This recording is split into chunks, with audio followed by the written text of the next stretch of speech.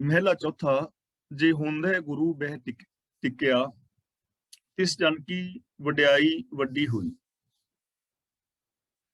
ਜੇ ਹੁੰਦੇ ਗੁਰੂ ਬਹਿ ਟਿਕਿਆ, ਜਿਸ ਨੂੰ ਗੁਰੂ ਨੇ ਆਪਣੀ ਜ਼ਿੰਦਗੀ ਵਿੱਚ ਮਾਣ ਬਖਸ਼ਿਆ ਹੋਵੇ, ਉਸ ਇਨਸਾਨ ਦੀ ਵਡਿਆਈ ਵੱਡੀ ਹੁੰਦੀ ਹੈ, ਉਸ ਇਨਸਾਨ ਦੀ ਸ਼ੋਭਾ ਵੱਡੀ ਹੁੰਦੀ ਹੈ। ਹੁੰਦੇ ਗੁਰੂ ਦਾ ਮਤਲਬ ਆਪਣੀ ਹੋਂਦ ਵਿੱਚ, ਆਪਣੇ ਹੁੰਦਿਆਂ, ਆਪਣੀ ਹਜ਼ੂਰੀ ਵਿੱਚ ਜਿਸ ਮਨੁੱਖ ਨੂੰ ਟਿਕਿਆ ਦਾ ਮਤਲਬ ਮਾਣ ਦਿੱਤਾ, ਉਹਦੀ ਵਡਿਆਈ ਵੱਡੀ ਹੁੰਦੀ ਹੈ। ਤੇ ਗੁਰੂ ਵੱਲੋਂ ਮਾਣ ਉਸ ਨੂੰ ਮਿਲਦਾ ਹੈ ਜੋ ਗੁਰੂ ਦੇ ਦੱਸੇ ਰਾਹਾਂ ਦੇ ਉੱਤੇ ਪੂਰਾ ਉਤਰਦਾ ਹੈ। ਉਸ ਨੂੰ ਗੁਰੂ ਘਰ ਦੇ ਵਿੱਚ ਮਾਣ ਮਿਲਿਆ ਹੈ। ਜਿਵੇਂ ਸਾਹਿਬ ਸ੍ਰੀ ਗੁਰੂ ਅੰਗਦ ਪਾਤਸ਼ਾਹ ਜੀ ਨੂੰ ਗੁਰਿਆਈ ਗੱਦੀ ਦੀ ਮਿਲੀ, ਗੁਰੂ ਅਮਰਦਾਸ ਜੀ, ਯਾਨੀ ਜੋ ਵੀ ਗੁਰੂ ਦੇ ਦੱਸੇ ਰਾਹਾਂ ਤੇ ਤੁਰਦਾ ਹੈ, ਪੂਰਾ ਉਤਰਦਾ ਹੈ, ਉਸ ਇਨਸਾਨ ਨੂੰ ਮਾਣ ਮਿਲਦਾ ਹੈ, ਸਤਿਕਾਰ ਮਿਲਦਾ ਹੈ, ਕਿਉਂਕਿ ਉਹਨੇ ਗੁਰੂ ਦੇ ਸਿਧਾਂਤਾਂ ਨੂੰ ਅਪਣਾਇਆ ਹੁੰਦਾ ਹੈ। ਇਸ ਜਨ ਕੋ ਜਗਤ ਨਿਵਿਆ, ਸਭ ਪੈਰੀ ਪਿਆ, ਦਸ ਵਰਤਿਆ ਲੋਈ। ਇਹਨੂੰ ਲੋਈ ਨਹੀਂ ਪੜਨਾ, ਬਿੰਦੀ ਲਗਾ ਕੇ ਪੜਾਂਗੇ ਲੋਈ। ਸਭ ਪੈਰੀ ਪਿਆ ਨਹੀਂ, ਪੈਰੀ। ਤਿਸ ਜਗਤ ਨਿਵਿਆ, ਸਭ ਪੈਰੀ ਪਿਆ, ਦਸ ਵਰਤਿਆ ਲੋਈ। ਉਸ ਦੇ ਅੱਗੇ ਸਾਰਾ ਸੰਸਾਰ ਨਿਉਂਦਾ ਹੈ, ਭਾਵ ਉਹਨੂੰ ਮਾਣ ਕਰਦਾ ਹੈ। ਸਭ ਪੈਰੀ ਪਿਆ, ਸਾਰੇ ਉਹਦੀ ਚਰਨੀ ਲੱਗਦੇ ਨੇ, ਯਾਨੀ ਉਸ ਦਾ ਸਤਿਕਾਰ ਕਰਦੇ ਨੇ। ਜਸ ਵਰਤਿਆ ਲੋਈ, ਤੇ ਸਾਰੇ ਜਗਤ ਦੇ ਅੰਦਰ ਉਹਦੀ ਸ਼ੋਭਾ ਖਿਲਰ ਜਾਂਦੀ। ਉਸ ਰਾਹ ਤੇ ਆਮ ਇਨਸਾਨ ਚੱਲਣਾ ਚਾਹੁੰਦਾ ਹੈ ਔਰ ਸੁਖ, ਆਨੰਦ, ਖੇੜਾ, ਪ੍ਰਸੰਨਤਾ ਮਾਨਣਾ ਚਾਹੁੰਦਾ ਹੈ ਜਦੋਂ ਉਹਦੀ ਸ਼ੋਭਾ ਨੂੰ ਉਹ ਸੁਣਦਾ ਹੈ। ਤਾਂ ਗੁਰੂ ਜੀ ਕਹਿੰਦੇ ਨੇ ਉਸ ਇਨਸਾਨ ਨੂੰ ਮਾਣ ਮਿਲਦਾ ਹੈ, ਸਤਿਕਾਰ ਮਿਲਦਾ ਹੈ, ਸਾਰੇ ਸੰਸਾਰ ਦੇ ਅੰਦਰ ਉਹਦੀ ਸ਼ੋਭਾ ਖਿਲਰ ਜਾਂਦੀ ਹੈ। ਤੇ ਸ਼ੋਭਾ ਕਿਸ ਦੀ ਖਿਲਰੇਗੀ? ਜਿਸ ਦੇ ਵਿੱਚ ਗੁਣ ਹੋਣਗੇ। ਹੁਣ ਜਿਸ ਦੇ ਅੰਦਰ ਬੁਰਾਈ ਹੋਏਗੀ, ਉਹਦੀ ਸ਼ੋਭਾ ਨਹੀਂ ਹੁੰਦੀ, ਇਸ ਲਈ ਉਹਦਾ ਮਾਣ, ਆਦਰ, ਸਤਿਕਾਰ ਸਾਰੇ ਸੰਸਾਰ ਦੇ ਵਿੱਚ ਖਿਲਰਦਾ ਹੈ ਔਰ ਸੰਸਾਰ ਦੇ ਲੋਕ ਉਹਦਾ ਆਦਰ ਸਤਿਕਾਰ ਕਰਦੇ ਨੇ। ਇਸ ਜਨ ਕੋ ਖੰਡ ਬ੍ਰਹਿਮੰਡ ਨਮਸਕਾਰ ਕਰੇ, ਜਿਸ ਕੇ ਮਸਤਕ ਹੱਥ ਧਰਿਆ ਗੁਰ ਪੂਰੇ, ਸੋ ਪੂਰਾ ਹੋਈ। ਜਿਹਦੇ ਮਸਤਕ ਤੇ ਗੁਰੂ ਨੇ ਹੱਥ ਧਰਿਆ ਹੈ, ਪੂਰੇ ਗੁਰੂ ਨੇ, ਉਹ ਇਨਸਾਨ ਵੀ ਪੂਰਾ ਹੋ ਜਾਂਦਾ ਹੈ। ਬ੍ਰਹਿਮੰਡ, ਖੰਡ ਬ੍ਰਹਿਮੰਡ ਦਾ ਮਤਲਬ ਸਾਰੀ ਸ੍ਰਿਸ਼ਟੀ, ਸਾਰੀ ਸ੍ਰਿਸ਼ਟੀ ਉਹਦੇ ਨਮਸਕਾਰ ਕਰਦੀ ਹੈ ਉਸਨੂੰ। ਇਸ ਕੋ ਖੰਡ ਬ੍ਰਹਿਮੰਡ ਨਮਸਕਾਰ ਕਰੇ, ਜਿਸ ਕੇ ਮਸਤਕ ਹੱਥ ਧਰਿਆ ਗੁਰ ਪੂਰੇ, ਸੋ ਪੂਰਾ ਹੋਈ। ਖੰਡਾਂ ਬ੍ਰਹਿਮੰਡਾਂ ਦੇ ਜੀਵ ਜੰਤ ਉਹਨੂੰ ਨਮਸਕਾਰ ਕਰਦੇ ਨੇ, ਭਾਵ ਉਸ ਦਾ ਆਦਰ ਕਰਦੇ ਨੇ, ਕਿਉਂਕਿ ਜਿਸ ਦੇ ਮਸਤਕ ਦੇ ਉੱਤੇ ਗੁਰੂ ਹੱਥ ਧਰਦਾ ਹੈ, ਉਹ ਇਨਸਾਨ ਪੂਰਾ ਹੋ ਜਾਂਦਾ ਹੈ, ਉਹਦੇ ਅੰਦਰ ਕੋਈ ਅਧੂਰਾਪਨ ਨਹੀਂ ਰਹਿੰਦਾ। ਇਹ ਚੀਜ਼ ਸਮਝਣ ਵਾਲੀ ਹੈ, ਜੋ ਗੁਰੂ ਦਾ ਮਸਤਕ ਦੇ ਉੱਤੇ ਹੱਥ ਹੈ, ਇਹ ਚੀਜ਼ ਸਮਝਣ ਵਾਲੀ ਹੈ। ਗੁਰੂ ਦੇ ਮਸਤਕ ਦੇ ਉੱਤੇ ਹੱਥ ਰੱਖਣ ਦਾ ਮਤਲਬ ਹੈ ਕਿ ਜਿਸ ਨੂੰ ਗੁਰੂ ਨੇ ਮੱਤ ਬਖਸ਼ੀ ਹੈ। ਸਾਡਾ ਸਿਰ ਹੈ ਨਾ, ਸਿਰ ਦੇ ਵਿੱਚ ਸਾਡਾ ਦਿਮਾਗ ਹੈ, ਦਿਮਾਗ ਵਿੱਚ ਸਾਡੀ ਮੱਤ ਹੈ, ਮਨ ਹੈ, ਬੁੱਧ ਹੈ। ਤਾਂ ਜਿਹਦੇ ਸਿਰ ਤੇ ਗੁਰੂ ਨੇ ਹੱਥ ਰੱਖਿਆ, ਭਾਵ ਜਿਸ ਨੂੰ ਗੁਰੂ ਨੇ ਆਪਣੀ ਮੱਤ ਬਖਸ਼ੀ ਔਰ ਗੁਰੂ ਦੀ ਮੱਤ ਅਨੁਸਾਰ ਜਿਸ ਨੇ ਜੀਵਨ ਸ਼ੁਰੂ ਕੀਤਾ, ਉਹ ਇਨਸਾਨ ਪੂਰਾ ਹੋ ਗਿਆ, ਭਾਵ ਉਹਦੇ ਅੰਦਰ ਕੋਈ ਅਧੂਰਾਪਨ ਨਹੀਂ ਰਹਿੰਦਾ। ਉਹ ਪੂਰਨ ਇੱਕ ਇਨਸਾਨ ਹੋ ਜਾਂਦਾ ਹੈ, ਉਹ ਰੱਬ ਵਰਗਾ ਹੋ ਜਾਂਦਾ ਹੈ, ਉਹਦੇ ਅੰਦਰ ਕੋਈ ਕਮੀ, ਕੋਈ ਦੋਸ਼ ਨਹੀਂ ਰਹਿ ਜਾਂਦਾ, ਤੇ ਉਹਨੂੰ ਸਾਰੇ ਹੀ ਜਗਤ ਦੇ ਲੋਕ ਮਾਣ, ਆਦਰ ਔਰ ਸਤਿਕਾਰ ਦਿੰਦੇ ਨੇ। ਤਾਂ ਜੇ ਅਸੀਂ ਵੀ ਚਾਹੁੰਦੇ ਹਾਂ ਕਿ ਸਾਡੀ ਜ਼ਿੰਦਗੀ ਦਾ ਅਧੂਰਾਪਨ ਦੂਰ ਹੋਵੇ, ਤਾਂ ਸਾਨੂੰ ਵੀ ਚਾਹੀਦਾ ਹੈ ਅਸੀਂ ਗੁਰੂ ਦੀ ਮੱਤ ਦੇ ਧਾਰਨੀ ਹੋ ਕੇ ਆਪਣੇ ਮਨ ਦੀ ਮੱਤ ਨੂੰ ਛੱਡੀਏ, ਸੀਮਤ ਸੋਚ ਨੂੰ ਛੱਡ ਕੇ ਗੁਰੂ ਦੀ ਅਸੀਮ ਵਿਸ਼ਾਲ ਸੋਚ ਨੂੰ ਅਪਣਾਉਣ ਦਾ ਯਤਨ ਕਰੀਏ। ਗੁਰ ਕੀ ਵਡਿਆਈ ਨਿਤ ਚੜੇ ਸਵਾਈ, ਅੱਪੜ ਕੋ ਨਾ ਸਕਾਈ। ਸਤਿਗੁਰੂ ਦੀ ਜੋ ਵਡਿਆਈ ਹੈ, ਉਹ ਨਿਤ ਨਿਤ ਸਵਾਈ ਸਵਾਈ ਚੜ੍ਹਦੀ ਹੈ। ਭਾਵ ਜਿਵੇਂ ਅਸੀਂ ਇੱਕ ਮੁਹਾਵਰਾ ਨਾ, ਦਿਨ ਦੂਣੀ ਰਾਤ ਚੌਗੁਣੀ ਤਰੱਕੀ ਕਰਨਾ, ਭਾਵ ਕਿ ਹਰ ਦਿਨ ਉਹ ਵਡਿਆਈ ਵੱਧਦੀ ਹੈ, ਘਟਦੀ ਨਹੀਂ ਹੈ। ਅੱਪੜ ਕੋ ਨਾ ਸਕੋਈ, ਤੇ ਗੁਰੂ ਦੀ ਵਡਿਆਈ ਕੋਈ ਕਰ ਨਹੀਂ ਸਕਦਾ, ਉਹਦੀ ਵਡਿਆਈ ਨੂੰ ਅੱਪੜ ਕੋਈ ਨਹੀਂ ਸਕਦਾ, ਗੁਰੂ ਦੀ ਬਰਾਬਰੀ ਕੋਈ ਕਰ ਨਹੀਂ ਸਕਦਾ। ਜੋ ਗੁਰੂ ਦੇ ਰਾਹਾਂ ਤੇ ਤੁਰਨ ਵਾਲਾ ਹੈ, ਉਹਦੀ ਵਡਿਆਈ ਵੀ ਹਰ ਰੋਜ਼ ਚੜ੍ਹਦੀ ਸਵਾਈ ਹੈ, ਉਹਦਾ ਮੁਕਾਬਲਾ ਵੀ ਕਿਸੇ ਤੋਂ ਨਹੀਂ ਹੁੰਦਾ, ਉਹਦੀ ਬਰਾਬਰੀ ਵੀ ਕੋਈ ਨਹੀਂ ਕਰਦਾ। ਹੁਣ ਦੇਖੋ, ਗੁਰੂ ਸਾਹਿਬ ਜੀ ਨੇ ਵਡਿਆਈ ਬਖਸ਼ੀ ਕਿਹਨਾਂ ਨੂੰ? ਭਾਈ ਮਤੀ ਦਾਸ, ਭਾਈ ਸਤੀ ਦਾਸ, ਭਾਈ ਦਿਆਲਾ ਜੀ, ਜਾਂ ਜਿਨ੍ਹਾਂ ਦਾ ਨਾਮ ਅਸੀਂ ਰੋਜ਼ ਅਰਦਾਸ ਵਿੱਚ ਲੈਂਦੇ ਹਾਂ, ਜਿਨ੍ਹਾਂ ਸਿੰਘਾਂ ਸਿੰਘਣੀਆਂ ਧਰਮ ਹੇਤ ਸ਼ੀਸ ਦਿੱਤੇ, ਬੰਦ ਕਟਾਏ, ਖੋਪਰੀਆਂ ਲੋਹਾਈਆਂ, ਚਰਖੀਆਂ ਤੇ ਚੜੇ, ਆਰਿਆਂ ਨਾਲ ਚਿਰਾਏ ਗਏ। ਇਹਨਾਂ ਵਰਡਿੰਗ ਬੜੀ ਕਮਾਲ ਦੀ ਹੈ, ਔਰ ਇਧਰ ਥੋੜਾ ਜਿਹਾ ਧਿਆਨ ਦੇਣ ਦੀ ਲੋੜ ਹੈ, ਕਿਉਂਕਿ ਜਿਨ੍ਹਾਂ ਨੇ ਬੰਦ ਕਟਾਏ ਉਹਨਾਂ ਵਿੱਚੋਂ ਨਾਮ ਸਾਡੇ ਕੋਲ ਇਤਿਹਾਸ ਵਿੱਚ ਭਾਈ ਮਣੀ ਸਿੰਘ ਜੀ ਦਾ ਪਹੁੰਚਦਾ ਹੈ, ਜਾਂ ਬਾਬਾ ਬੰਦਾ ਸਿੰਘ ਬਹਾਦਰ ਦੇ ਗਰਮ ਜਮੂਰਾਂ ਨਾਲ ਨੋਚਿਆ ਵੀ ਗਿਆ ਔਰ ਉਹਨਾਂ ਦੇ ਹੱਥ ਪੈਰ ਵੀ ਕੱਟੇ ਗਏ। ਲੇਕਿਨ ਹੋਰ ਅਨੇਕਾਂ ਲੋਕ ਜਿਨ੍ਹਾਂ ਦੇ ਬੰਦ ਕੱਟੇ ਗਏ, ਉਹਨਾਂ ਦੇ ਨਾਮ ਸਾਡੇ ਤੱਕ ਨਹੀਂ ਪਹੁੰਚੇ, ਇਤਿਹਾਸ ਸਾਂਭਿਆ ਨਹੀਂ ਗਿਆ। ਪਰ ਇਹ ਵਰਡਿੰਗ ਜਿਹੜੀ ਸਾਨੂੰ ਦੱਸਦੀ ਹੈ ਕਿ ਜਿਨ੍ਹਾਂ ਸਿੰਘਾਂ ਸਿੰਘਣੀਆਂ ਧਰਮ ਹੇਤ ਸ਼ੀਸ ਦਿੱਤੀ, ਕਿ ਧਰਮ ਵਾਸਤੇ ਸ਼ੀਸ ਸਿਰਫ ਸਿੰਘਾਂ ਨੇ ਨਹੀਂ ਦਿੱਤੇ, ਸਿੰਘਣੀਆਂ ਨੇ ਵੀ ਦਿੱਤੇ। ਇਸ ਕਰਕੇ ਸਿੰਘਾਂ ਸਿੰਘਣੀਆਂ ਨੇ ਸ਼ਬਦ ਸਾਂਝਾ ਵਰਤਿਆ, ਜਿਨ੍ਹਾਂ ਦੇ ਇਤਿਹਾਸ ਵਿੱਚ ਨਾਮ ਨਹੀਂ ਆ ਸਕੇ। ਇਸ ਲਈ ਉਹਨਾਂ ਸਾਰਿਆਂ ਨੂੰ ਯਾਦ ਕੀਤਾ, ਜਿਨ੍ਹਾਂ ਸਿੰਘਾਂ ਸਿੰਘਣੀਆਂ ਧਰਮ ਹੇਤ ਸ਼ੀਸ ਦਿੱਤੇ, ਬੰਦ ਕਟਾਏ। ਬੰਦ ਸਿੰਘਣੀਆਂ ਦੇ ਵੀ ਕੱਟੇ ਗਏ, ਪਰ ਨਾਮ ਨਹੀਂ ਪਹੁੰਚ ਪਾਏ ਇਤਿਹਾਸ ਵਿੱਚ। ਖੋਪਰੀਆਂ ਲੋਹਾਈਆਂ, ਚਰਖੀਆਂ ਤੇ ਚੜੇ। ਤਾਂ ਗੁਰੂ ਪਾਤਸ਼ਾਹ ਜੀ ਨੇ ਇਹਨਾਂ ਨੂੰ ਵਡਿਆਈ ਬਖਸ਼ੀ ਨਾ, ਤਾਂ ਉਹਨਾਂ ਦੀ ਬਰਾਬਰੀ ਕੌਣ ਕਰ ਲਵੇਗਾ? ਜੇ ਹੁਣ ਮੀਰ ਮੰਨੂ ਦੇ ਜੇਲ੍ਹ ਵਿੱਚ ਜੋ ਬੀਬੀਆਂ ਤਸੀਹੇ ਸਹਿ ਰਹੀਆਂ ਨੇ, ਜਿਨ੍ਹਾਂ ਨੇ ਆਪਣੇ ਮਾਸੂਮ ਬੱਚਿਆਂ ਦੇ ਟੁਕੜੇ ਕਰਾ ਕੇ ਗਲਿਆਂ ਵਿੱਚ ਹਾਰ ਪਵਾ ਲਏ ਨੇ, ਲੇਕਿਨ ਸਿੱਖੀ ਨੂੰ, ਸੱਚ ਨੂੰ, ਗੁਰੂ ਦੇ ਰਾਹ ਨੂੰ ਛੱਡਿਆ ਨਹੀਂ, ਹੁਣ ਉਹਨਾਂ ਨੂੰ ਮਾਣ ਤੇ ਮਿਲੇਗਾ, ਸਤਿਕਾਰ ਤੇ ਮਿਲੇਗਾ ਨਾ। ਤੇ ਜੇ ਕੋਈ ਆਮ ਔਰਤ ਚਾਹੇ ਜੋ ਗੁਰਮਤਿ ਆਸ਼ੇ ਅਨੁਸਾਰ ਜ਼ਿੰਦਗੀ ਨਹੀਂ ਜੀ ਰਹੀ, ਕਿ ਮੈਨੂੰ ਵੀ ਉਹ ਮਾਣ ਸਤਿਕਾਰ ਮਿਲੇ, ਤਾਂ ਕਿਵੇਂ ਮਿਲੇਗਾ? ਉਹਨਾਂ ਦੀ ਬਰਾਬਰੀ ਉਹ ਕਿਵੇਂ ਕਰ ਸਕਦੀ ਹੈ? ਹੁਣ ਜਿਹੜੇ ਸਿੰਘਾਂ ਨੇ ਬੰਦ ਕਟਾਏ ਨੇ, ਭਾਈ ਮਣੀ ਸਿੰਘ ਜੀ ਨੇ, ਭਾਈ ਤਾਰੂ ਸਿੰਘ ਜੀ ਨੇ, ਖੋਪਰੀਆਂ ਲੋਹਾਈਆਂ ਨੇ ਜਿਨ੍ਹਾਂ ਨੇ, ਉਹਨਾਂ ਨੂੰ ਮਾਣ ਤੇ ਮਿਲੇਗਾ ਨਾ। ਖੋਪਰੀ ਲੁਹਾ ਲਈ ਹੈ, ਪਰ ਉਹਨਾਂ ਨੇ ਕੇਸ ਨਹੀਂ ਕਟਾਏ। ਖੋਪਰੀ ਲੁਹਾ ਲਈ ਹੈ, ਸਿੱਖੀ ਨੂੰ ਨਹੀਂ ਛੱਡਿਆ। ਚਰਖੜੀ ਤੇ ਚੜ ਗਏ ਨੇ, ਤੂੰਬੇ ਉਡਾ ਦਿੱਤੇ ਗਏ ਨੇ, ਪਰ ਉਹਨਾਂ ਨੇ ਆਪਣੇ ਸੱਚ ਨੂੰ ਛੱਡਿਆ ਨਹੀਂ। ਉਹਨਾਂ ਨੂੰ ਮਾਣ ਤੇ ਮਿਲੇਗਾ ਨਾ। ਤੇ ਜੇ ਮੈਂ ਚਾਹਾਂ ਕਿ ਮੈਨੂੰ ਵੀ ਉਹਨਾਂ ਵਾਲਾ ਮਾਣ ਮਿਲੇ, ਫਿਰ ਭੁੱਲ ਹੈ ਨਾ ਮੇਰੀ, ਮੈਨੂੰ ਤਾਂ ਉਹ ਮਾਣ ਨਹੀਂ ਮਿਲ ਸਕਦਾ। ਮੈਂ ਉਹਨਾਂ ਦੀ ਬਰਾਬਰੀ ਕਿਵੇਂ ਕਰ ਸਕਦਾ? ਮੈਂ ਕਿ ਕੁਛ ਕੀਤਾ ਹੀ ਨਹੀਂ। ਤਾਂ ਉਹਨਾਂ ਨੂੰ ਕੋਈ ਆਮ ਜਿਹੜਾ ਬੰਦਾ ਹੈ ਉਹ ਅੱਪੜ ਨਹੀਂ ਸਕਦਾ। ਜਿਹੜੀ ਵਡਿਆਈ ਉਹਨਾਂ ਨੂੰ ਮਿਲਦੀ ਹੈ ਉਹ ਗੁਰੂ ਦੀ ਵਡਿਆਈ ਹੈ, ਔਰ ਨਿਤ ਚੜ੍ਹਦੀ ਹੈ। ਜਦੋਂ ਤੱਕ ਦੁਨੀਆ ਰਹੇਗੀ ਉਹਨਾਂ ਨੂੰ ਮਾਣ ਆਦਰ ਮਿਲੇਗਾ। ਅੱਜ ਵੀ ਜੇ ਕੋਈ ਗੁਰੂ ਦੇ ਦੱਸੇ ਰਾਹ ਤੇ ਤੁਰੇਗਾ ਪੂਰਨ ਤੌਰ ਤੇ, ਤਾਂ ਅੱਜ ਵੀ ਉਹਨੂੰ ਮਾਣ ਮਿਲੇਗਾ। ਆਉਣ ਵਾਲੇ ਸਮੇਂ ਦੇ ਅੰਦਰ ਜੇ ਕੋਈ ਗੁਰੂ ਦੇ ਦੱਸੇ ਰਾਹ ਤੇ ਤੁਰੇਗਾ, ਤਾਂ ਆਉਣ ਵਾਲੇ ਸਮੇਂ ਵਿੱਚ ਵੀ ਉਹਨੂੰ ਮਾਣ ਮਿਲੇਗਾ। ਜੋ ਪਿਛਲੇ ਸਮੇਂ ਵਿੱਚ ਤੁਰੇ ਨੇ ਉਹਨਾਂ ਨੂੰ ਮਾਣ ਮਿਲਿਆ ਹੈ। ਤਾਂ ਗੁਰੂ ਜੀ ਕਹਿੰਦੇ ਨੇ, ਗੁਰੂ ਦੀ ਵਡਿਆਈ ਹਰ ਰੋਜ਼ ਵੱਧਦੀ ਹੈ, ਘਟਦੀ ਨਹੀਂ। ਉਹਦੇ ਤੇ ਕੋਈ ਬਰਾਬਰੀ ਕਰ ਨਹੀਂ ਸਕਦਾ, ਉੱਥੋਂ ਤੱਕ ਆਮ ਬੰਦਾ ਪਹੁੰਚ ਨਹੀਂ ਪਾਉਂਦਾ। ਜਨ ਨਾਨਕ ਹਰ ਕਰਤੈ ਆਪ ਬਹਿ ਟਿਕਿਆ, ਆਪੇ ਪੈਜ ਰੱਖੈ ਪ੍ਰਭ ਸੋਈ। ਗੁਰੂ ਪਾਤਸ਼ਾਹ ਜੀ ਸਾਨੂੰ ਸਮਝਾ ਰਹੇ ਨੇ ਕਿ ਆਪਣੇ ਸੇਵਕ ਨਾਨਕ ਨੂੰ ਸਿਰਜਣਹਾਰ ਪ੍ਰਭੂ ਨੇ ਆਪ ਮਾਣ ਬਖਸ਼ਿਆ ਹੈ।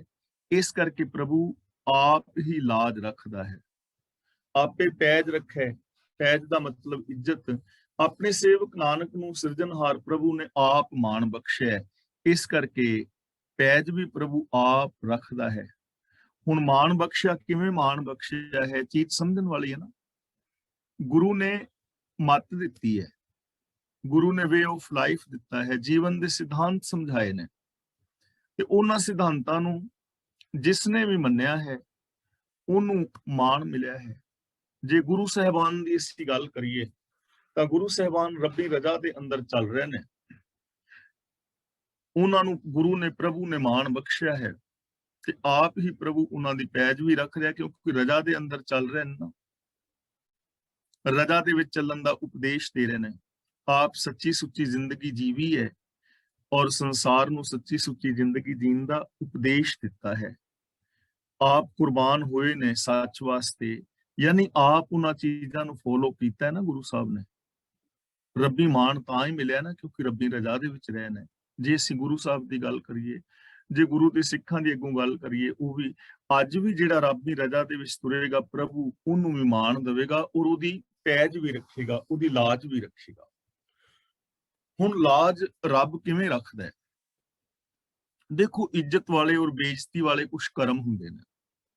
ਕੁਝ ਕੰਮ ਐਸੇ ਹੁੰਦੇ ਨੇ ਜਿਹੜੇ ਕੰਮ ਕਰਨ ਦੇ ਨਾਲ ਬੰਦੇ ਦੀ ਸਮਾਜ ਵਿੱਚ ਬੇਇੱਜ਼ਤੀ ਹੁੰਦੀ ਹੈ। ਮੰਨ ਲਓ ਮੈਂ ਚੋਰੀ ਕਰਦਾ ਫੜਿਆ ਜਾਂਦਾ, ਤਾਂ ਮੇਰੀ ਬੇਇੱਜ਼ਤੀ ਤਾਂ ਹੋਏਗੀ। ਹੁਣ ਤੁਹਾਨੂੰ ਕਲਾਸ ਵਾਲਿਆਂ ਨੂੰ ਪਤਾ ਲੱਗੇ ਕਿ ਮੈਂ ਕਿਸੇ ਜਗ੍ਹਾ ਤੋਂ 10-20 ਪਾਉਂਡ ਚੁੱਕੇ ਨੇ ਚੋਰੀ, ਤਾਂ ਮੇਰੀ ਇੱਜ਼ਤ ਕਿੰਨੀ ਕੁ ਰਹਿ ਜਾਏਗੀ? ਬੇਇੱਜ਼ਤੀ ਹੋਏਗੀ ਨਾ। ਤੇ ਰੱਬ ਮੇਰੀ ਬੇਇੱਜ਼ਤੀ ਹੋਣ ਤੋਂ ਕਿਵੇਂ ਬਚਾਏਗਾ ਮੈਨੂੰ? ਇਹ ਨਹੀਂ ਕਿ ਮੈਂ ਚੋਰੀਆਂ ਕਰਦਾ ਫਿਰਾਂ ਤੇ ਮੇਰੀ ਬੇਇੱਜ਼ਤੀ ਰੱਬ ਨਾ ਹੋਣ ਦੇਵੇ, ਐਵੇਂ ਨਹੀਂ। ਰੱਬ ਮੈਨੂੰ ਬੇਇੱਜ਼ਤੀ ਵਾਲਾ ਕੰਮ ਹੀ ਨਹੀਂ ਕਰਨ ਦੇਵੇਗਾ। ਜਦੋਂ ਮੇਰੇ ਅੰਦਰ ਚੋਰੀ ਦੀ ਭਾਵਨਾ ਆਏਗੀ ਨਾ ਪੈਦਾ, ਕਿ ਮੈਂ ਥੋੜੀ ਬਹੁਤੀ ਚੋਰੀ ਕਰ ਲਵਾਂ, ਤਾਂ ਅੰਦਰੋਂ ਆਵਾਜ਼ ਆਏਗੀ, ਚੋਰ ਕੀਆ ਚੰਗਾ ਕਿਉਂ ਹੋਏ, ਚੋਰ ਕੀ ਹਾਮਾ ਭਰੇ ਨਾ ਕੋਏ। ਰੱਬ ਮੈਨੂੰ ਚੋਰੀ ਕਰਨ ਹੀ ਨਹੀਂ ਦੇਵੇਗਾ। ਐਵੇਂ ਰੱਬ ਪੈਜ ਰੱਖਦਾ ਹੈ। ਇਹ ਹੈ ਰੱਬ ਦੇ ਪੈਜ ਰੱਖਣ ਦਾ। ਗੁਰੂ ਨੇ ਪੈਜ ਰੱਖਦਾ ਹੈ। ਕਿਵੇਂ ਰੱਖਦਾ ਹੈ? ਕਿ ਗੁਰੂ ਸਾਨੂੰ ਕੰਮ ਕਰਨ ਹੀ ਨਹੀਂ ਦਿੰਦਾ। ਭਾਵ ਅਸੀਂ ਦੀ ਗੁਰੂ ਦੀ ਮੱਤ ਮੁਤਾਬਕ ਜਦੋਂ ਚੱਲਾਂਗੇ ਤਾਂ ਸਾਡੀ ਜ਼ਿੰਦਗੀ ਵਿੱਚ ਉਹ ਕੋਈ ਕਰਮ ਹੀ ਨਹੀਂ ਰਹਿਣਾ ਜਿਹਦੇ ਨਾਲ ਬੇਪੱਤੀ ਹੁੰਦੀ ਹੈ। ਗੁਰੂ ਸਾਡੇ ਤੋਂ ਕੰਮ ਹੀ ਉਹ ਕਰਾਏਗਾ ਜੋ ਮਾਣ ਵਾਲੇ ਨੇ, ਜਿਨ੍ਹਾਂ ਰਾਹੀਂ ਸਾਨੂੰ ਆਦਰ ਮਿਲਦਾ ਹੈ। ਪੌੜੀ, ਕਾਇਆ ਕੋਟ ਅਪਾਰ ਹੈ, ਅੰਦਰ ਹਟ ਨਾਲੇ। ਕਾਇਆ ਦਾ ਮਤਲਬ ਕਿਲਾ, ਅਪਾਰ ਦਾ ਮਤਲਬ ਵੱਡਾ, ਮਜ਼ਬੂਤ। ਅੰਦਰ ਹਟਨਾਲੇ, ਹਟਨਾਲੇ ਦਾ ਮਤਲਬ ਹੁੰਦਾ ਹੈ ਬਾਜ਼ਾਰ। ਸਰੀਰ ਇੱਕ ਸੁੰਦਰ ਕਿਲਾ ਹੈ ਤੇ ਇਹ ਕਿਲੇ ਦੇ ਅੰਦਰ ਮਾਨੋ ਬਾਜ਼ਾਰ ਵੀ ਨੇ। ਜਿਵੇਂ ਕਿਲਾ ਹੈ ਨਾ ਬੜਾ ਵੱਡਾ, ਤੇ ਉਸ ਕਿਲੇ ਦੇ ਅੰਦਰ ਲੋਕ ਰਹਿਣ ਵਾਲੇ ਨੇ ਤੇ ਉਸ ਕਿਲੇ ਦੇ ਅੰਦਰ ਬਾਜ਼ਾਰ ਵੀ ਹੋਣ, ਤਾਂ ਗੁਰੂ ਜੀ ਕਹਿੰਦੇ ਨੇ ਸਰੀਰ ਨੂੰ ਸਮਝ ਲਓ ਇੱਕ ਕਿਲਾ ਹੈ ਤੇ ਇਸ ਕਿਲੇ ਦੇ ਅੰਦਰ ਬਾਜ਼ਾਰ ਨੇ। ਤੇ ਬਾਜ਼ਾਰਾਂ ਦੇ ਅੰਦਰ ਚੀਜ਼ਾਂ ਹੁੰਦੀਆਂ ਨੇ ਬੜੀਆਂ ਕੀਮਤੀ। ਹੁਣ ਇਹ ਸਰੀਰ ਇੱਕ ਕਿਲਾ ਹੈ ਤੇ ਇਹਦੇ ਅੰਦਰ ਬਾਜ਼ਾਰ ਕਿਹੜੇ ਨੇ? ਜਿਹੜੇ ਸਾਡੇ ਗਿਆਨ ਇੰਦਰੇ ਨੇ, ਸਾਡੀਆਂ ਅੱਖਾਂ ਨੇ, ਕੰਨ ਨੇ, ਨੱਕ ਹੈ, ਜ਼ਬਾਨ ਹੈ। ਇਹ ਗਿਆਨ ਇੰਦਰੇ ਮਾਨੋ ਬਾਜ਼ਾਰ ਨੇ। ਇਹ ਸਾਡੇ ਇਸ ਕਿਲੇ ਦੇ ਬਾਜ਼ਾਰ ਨੇ। ਗੁਰਮੁਖ ਸੌਦਾ ਜੋ ਕਰੇ, ਹਰ ਵਸਤ ਸੰਭਾਲੇ। ਹੁਣ ਇੱਥੇ ਅਸੀਂ ਸੌਦਾ ਖਰੀਦਣਾ ਹੈ। ਇਹ ਸਰੀਰ ਕਿਲੇ ਵਿੱਚ ਰਹਿੰਦੇ ਆ, ਸੌਦਾ ਖਰੀਦਣਾ ਹੈ। ਬਾਜ਼ਾਰਾਂ ਦੇ ਵਿੱਚ ਅਸੀਂ ਕੁਝ ਚੀਜ਼ਾਂ ਟਿਕਾਣੀਆਂ ਨੇ, ਤੇ ਹੁਣ ਕੀ ਟਿਕਾਣਾ ਚਾਹੋਗੇ, ਕੀ ਖਰੀਦਣਾ ਚਾਹੋਗੇ ਇਹਨਾਂ ਬਾਜ਼ਾਰਾਂ ਚੋਂ?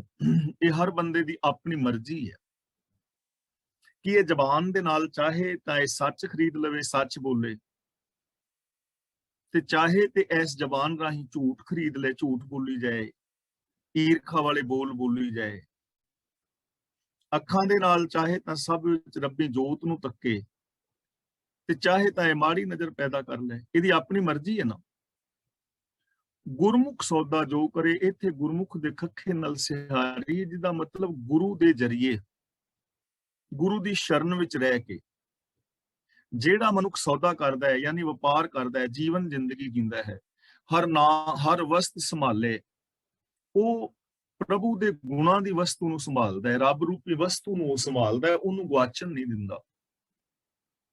ਰੱਬ ਦੇ ਜਿਹੜੇ ਗੁਣ ਨੇ, ਸੱਚ ਹੈ, ਦਇਆ ਹੈ, ਪ੍ਰੇਮ ਹੈ, ਇਹਨਾਂ ਨੂੰ ਸੰਭਾਲਦਾ ਹੈ ਉਹ। ਗੁਰਮੁਖ ਸੌਦਾ ਜੋ ਕਰੇ, ਹਰ ਵਸਤ ਸੰਭਾਲੇ।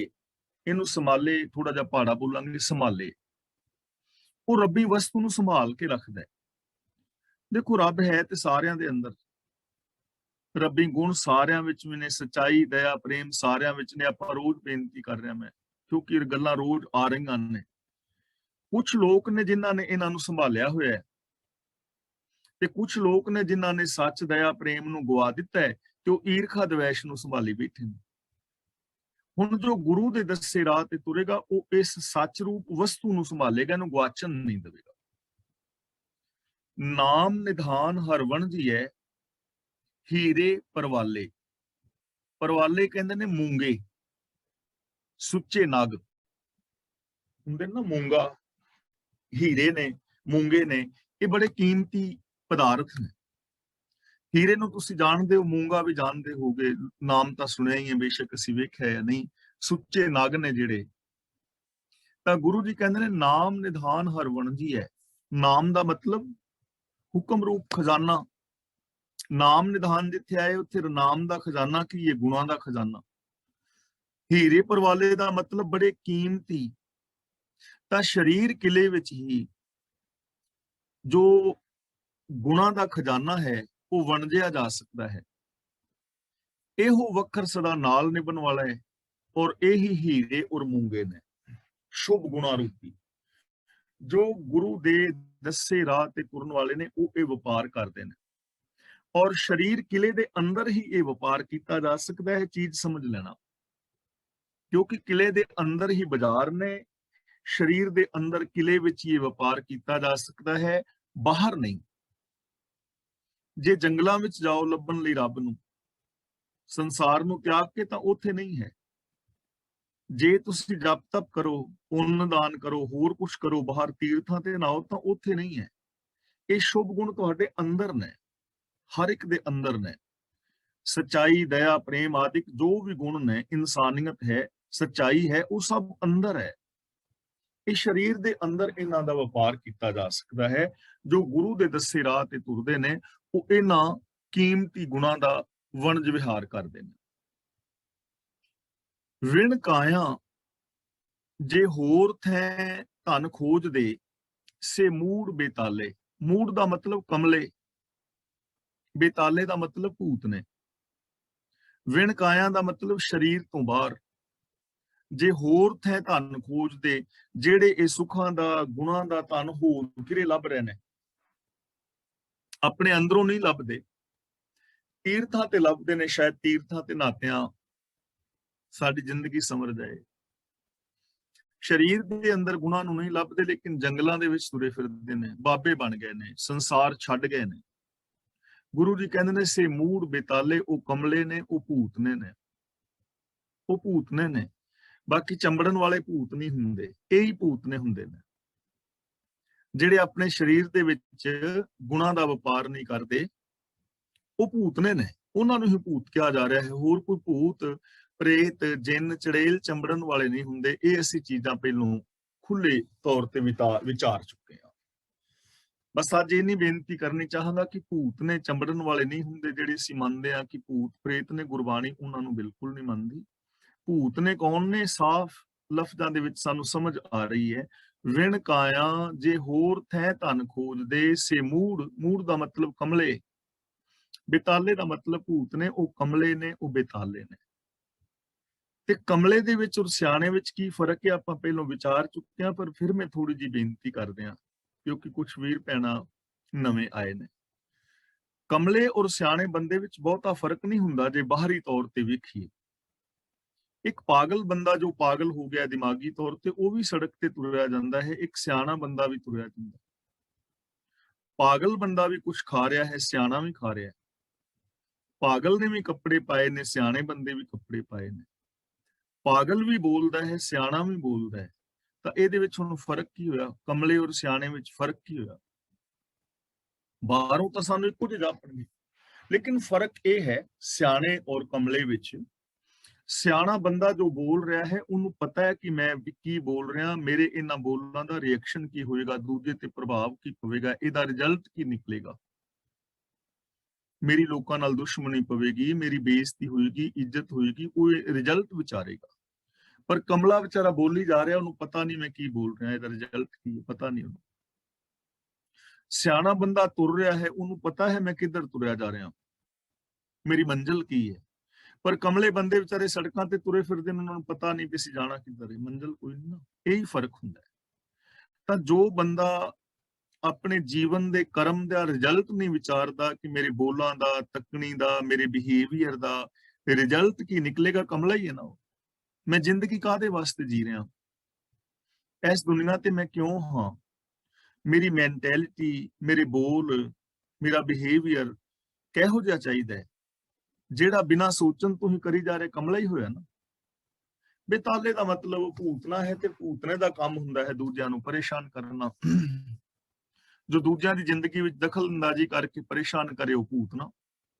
ਤਾਂ ਗੁਰੂ ਜੀ ਕਹਿੰਦੇ ਨੇ ਜੋ ਸਰੀਰ ਨੂੰ ਛੱਡ ਕੇ ਬਾਹਰ ਜੰਗਲਾਂ ਵਿੱਚ, ਤੀਰਥਾਂ ਤੇ, ਜਪ ਤਪ ਸੰਜਮ ਵਿੱਚ, ਚਾਰ ਚਫੇਰੇ ਸਮਾਧੀਆਂ ਲਾ ਕੇ, ਜਲ ਧਾਰਾਵਾਂ ਕਰਕੇ, ਨੰਗੇ ਪੈਰੀ ਫਿਰ ਕੇ ਇਹ ਕੰਮ ਲੱਭਣ ਦਾ ਯਤਨ ਕਰ ਰਹੇ ਨੇ ਗੁਣ, ਉਹ ਕਮਲੇ ਨੇ ਔਰ ਬੇਤਾਲੇ ਨੇ, ਭੂਤਨੇ ਨੇ।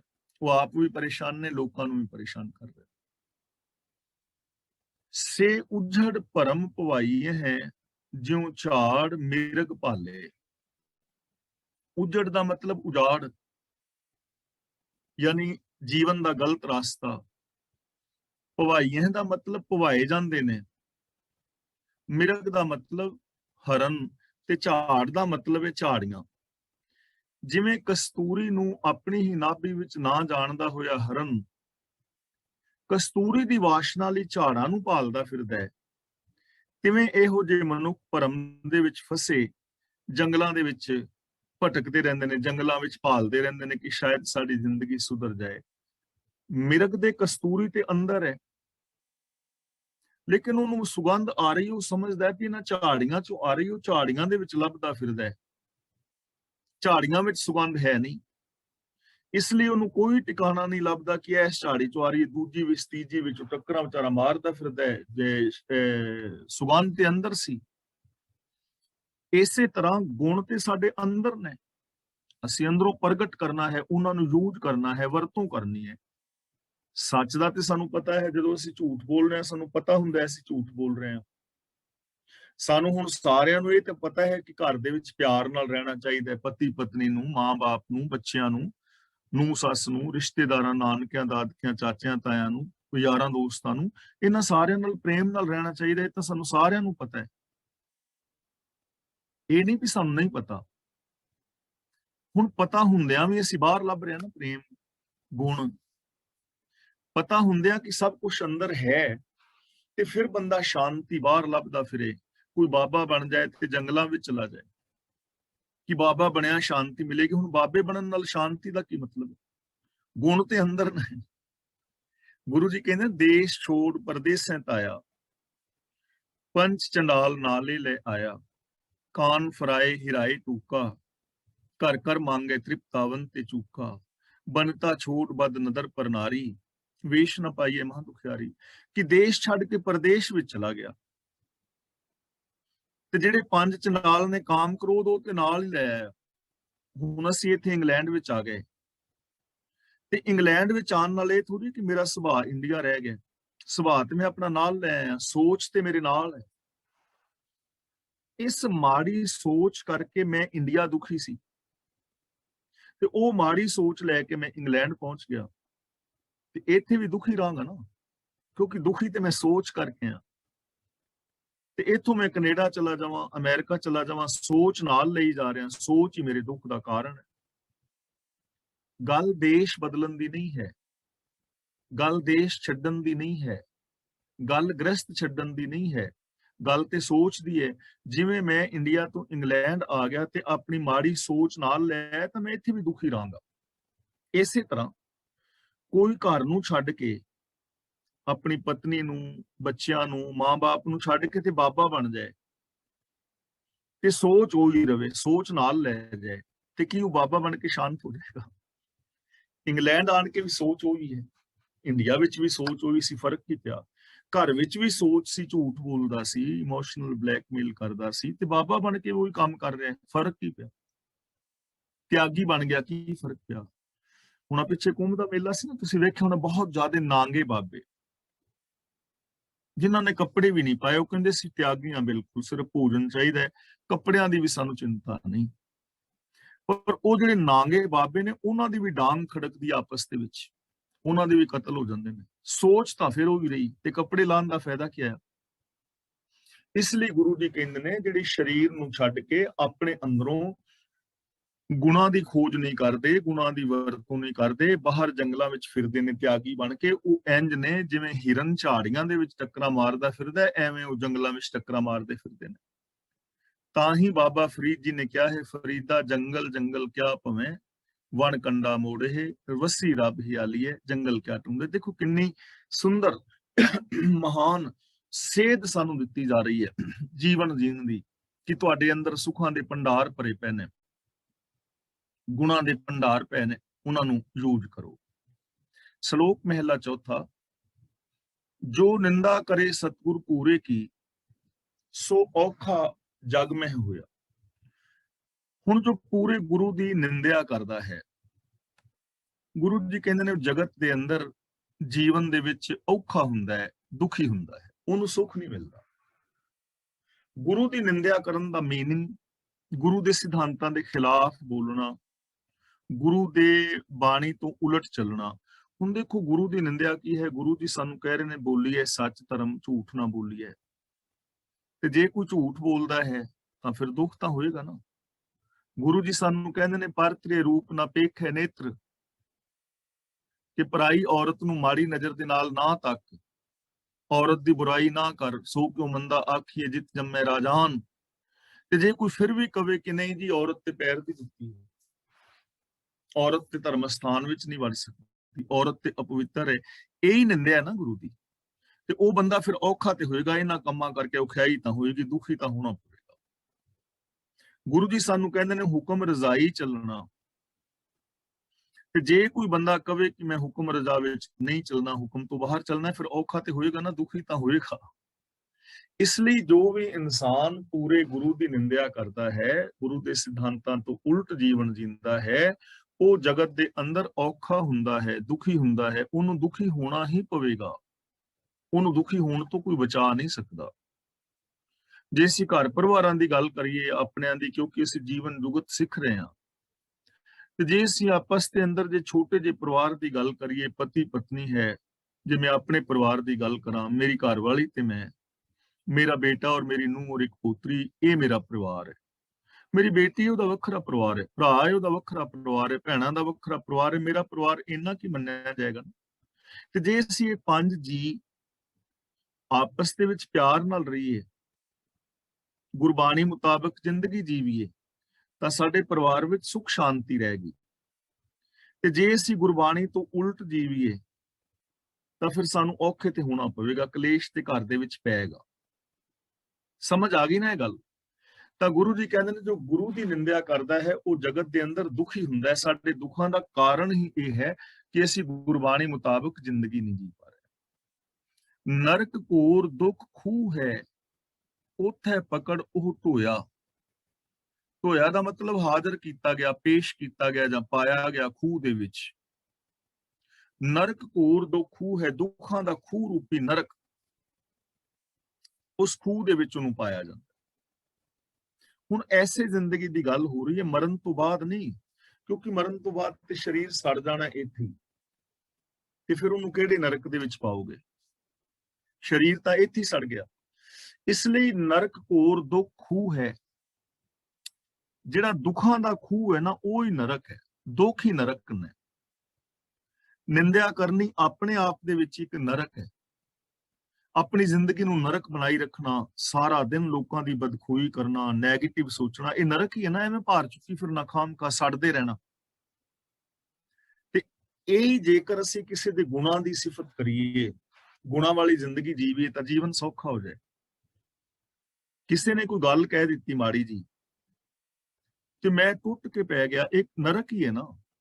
ਕਿਸੇ ਦੇ ਬੋਲਾਂ ਦਾ ਗੁੱਸਾ ਕਰਕੇ ਮੈਂ ਆਪਣੇ ਮੱਥੇ ਤੇ ਤਿਊੜੀਆਂ ਪਾ ਲਈਆਂ, ਅੱਖਾਂ ਲਾਲ ਕਰ ਲਈਆਂ, ਬੀਪੀ ਮੇਰਾ ਹਾਈ ਹੋ ਗਿਆ, ਊਲ ਜਲੂਲ ਮੈਂ ਬੋਲਣ ਲੱਗ ਪਿਆ, ਤੇ ਨਰਕ ਵਿੱਚ ਹੀ ਪੈ ਗਿਆ ਨਾ। ਕ੍ਰੋਧ ਨਰਕ ਹੀ ਤੇ ਹੈ, ਰਿਸ਼ਵਤਖੋਰੀ, ਚੋਰ ਬਜ਼ਾਰੀ, 2 ਨੰਬਰ ਦੇ ਧੰਦੇ ਨਰਕ ਹੀ ਤੇ ਹੈ, ਸਾਰਾ ਦਿਨ ਨਿੰਦਿਆ ਚੁਗਲੀ ਕਰਦੇ ਫਿਰਨਾ ਨਰਕ ਹੀ ਤੇ ਹੈ।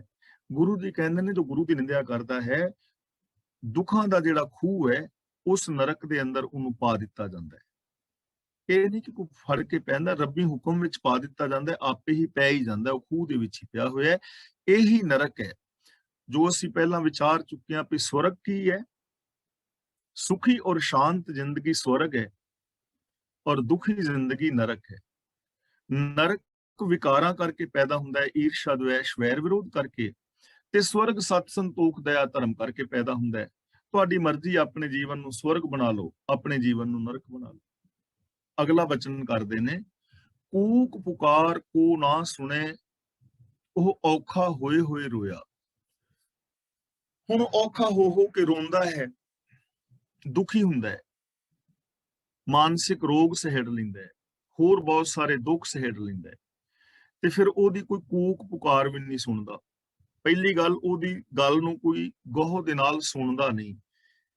ਤੁਸੀਂ ਨਾ ਵੇਖਿਆ ਹੋਵੇਗਾ, ਆਪਣੀ ਜ਼ਿੰਦਗੀ ਦਾ ਐਕਸਪੀਰੀਅੰਸ ਵੀ ਤੁਹਾਡਾ ਹੋਣਾ ਹੈ, ਤੁਹਾਡੇ ਚਾਰ ਚਫੇਰੇ ਵੀ ਕੁਝ ਐਸੇ ਲੋਕ ਹੋਣਗੇ, ਹੋ ਸਕਦਾ ਅਸੀਂ ਆਪ ਵੀ ਐਵੇਂ ਦੇ ਹੋਈਏ, ਜਿਹੜਾ ਬੰਦਾ ਕਿਸੇ ਦੀ ਹਰ ਟਾਈਮ ਬਦਖੋਈ ਹੀ ਕਰਦਾ ਹੈ ਨਾ, ਜਾਂ ਆਪਣੀਆਂ ਸਿਫਤਾਂ ਦੇ ਪੁੱਲ ਬੰਨੀ ਜਾਏਗਾ, ਦੂਜਿਆਂ ਦੀ ਬਦਖੋਈ ਕਰੇਗਾ, ਜਿਨਨੇ ਨੈਗੇਟਿਵ ਗੱਲਾਂ ਹੀ ਕਰਨੀਆਂ ਹੋਣ, ਲੋਕ ਉਹਦੀ ਗੱਲ ਸੁਣਦੇ ਨੇ ਪਰ ਧਿਆਨ ਨਾਲ ਸੁਣਦੇ ਨਹੀਂ।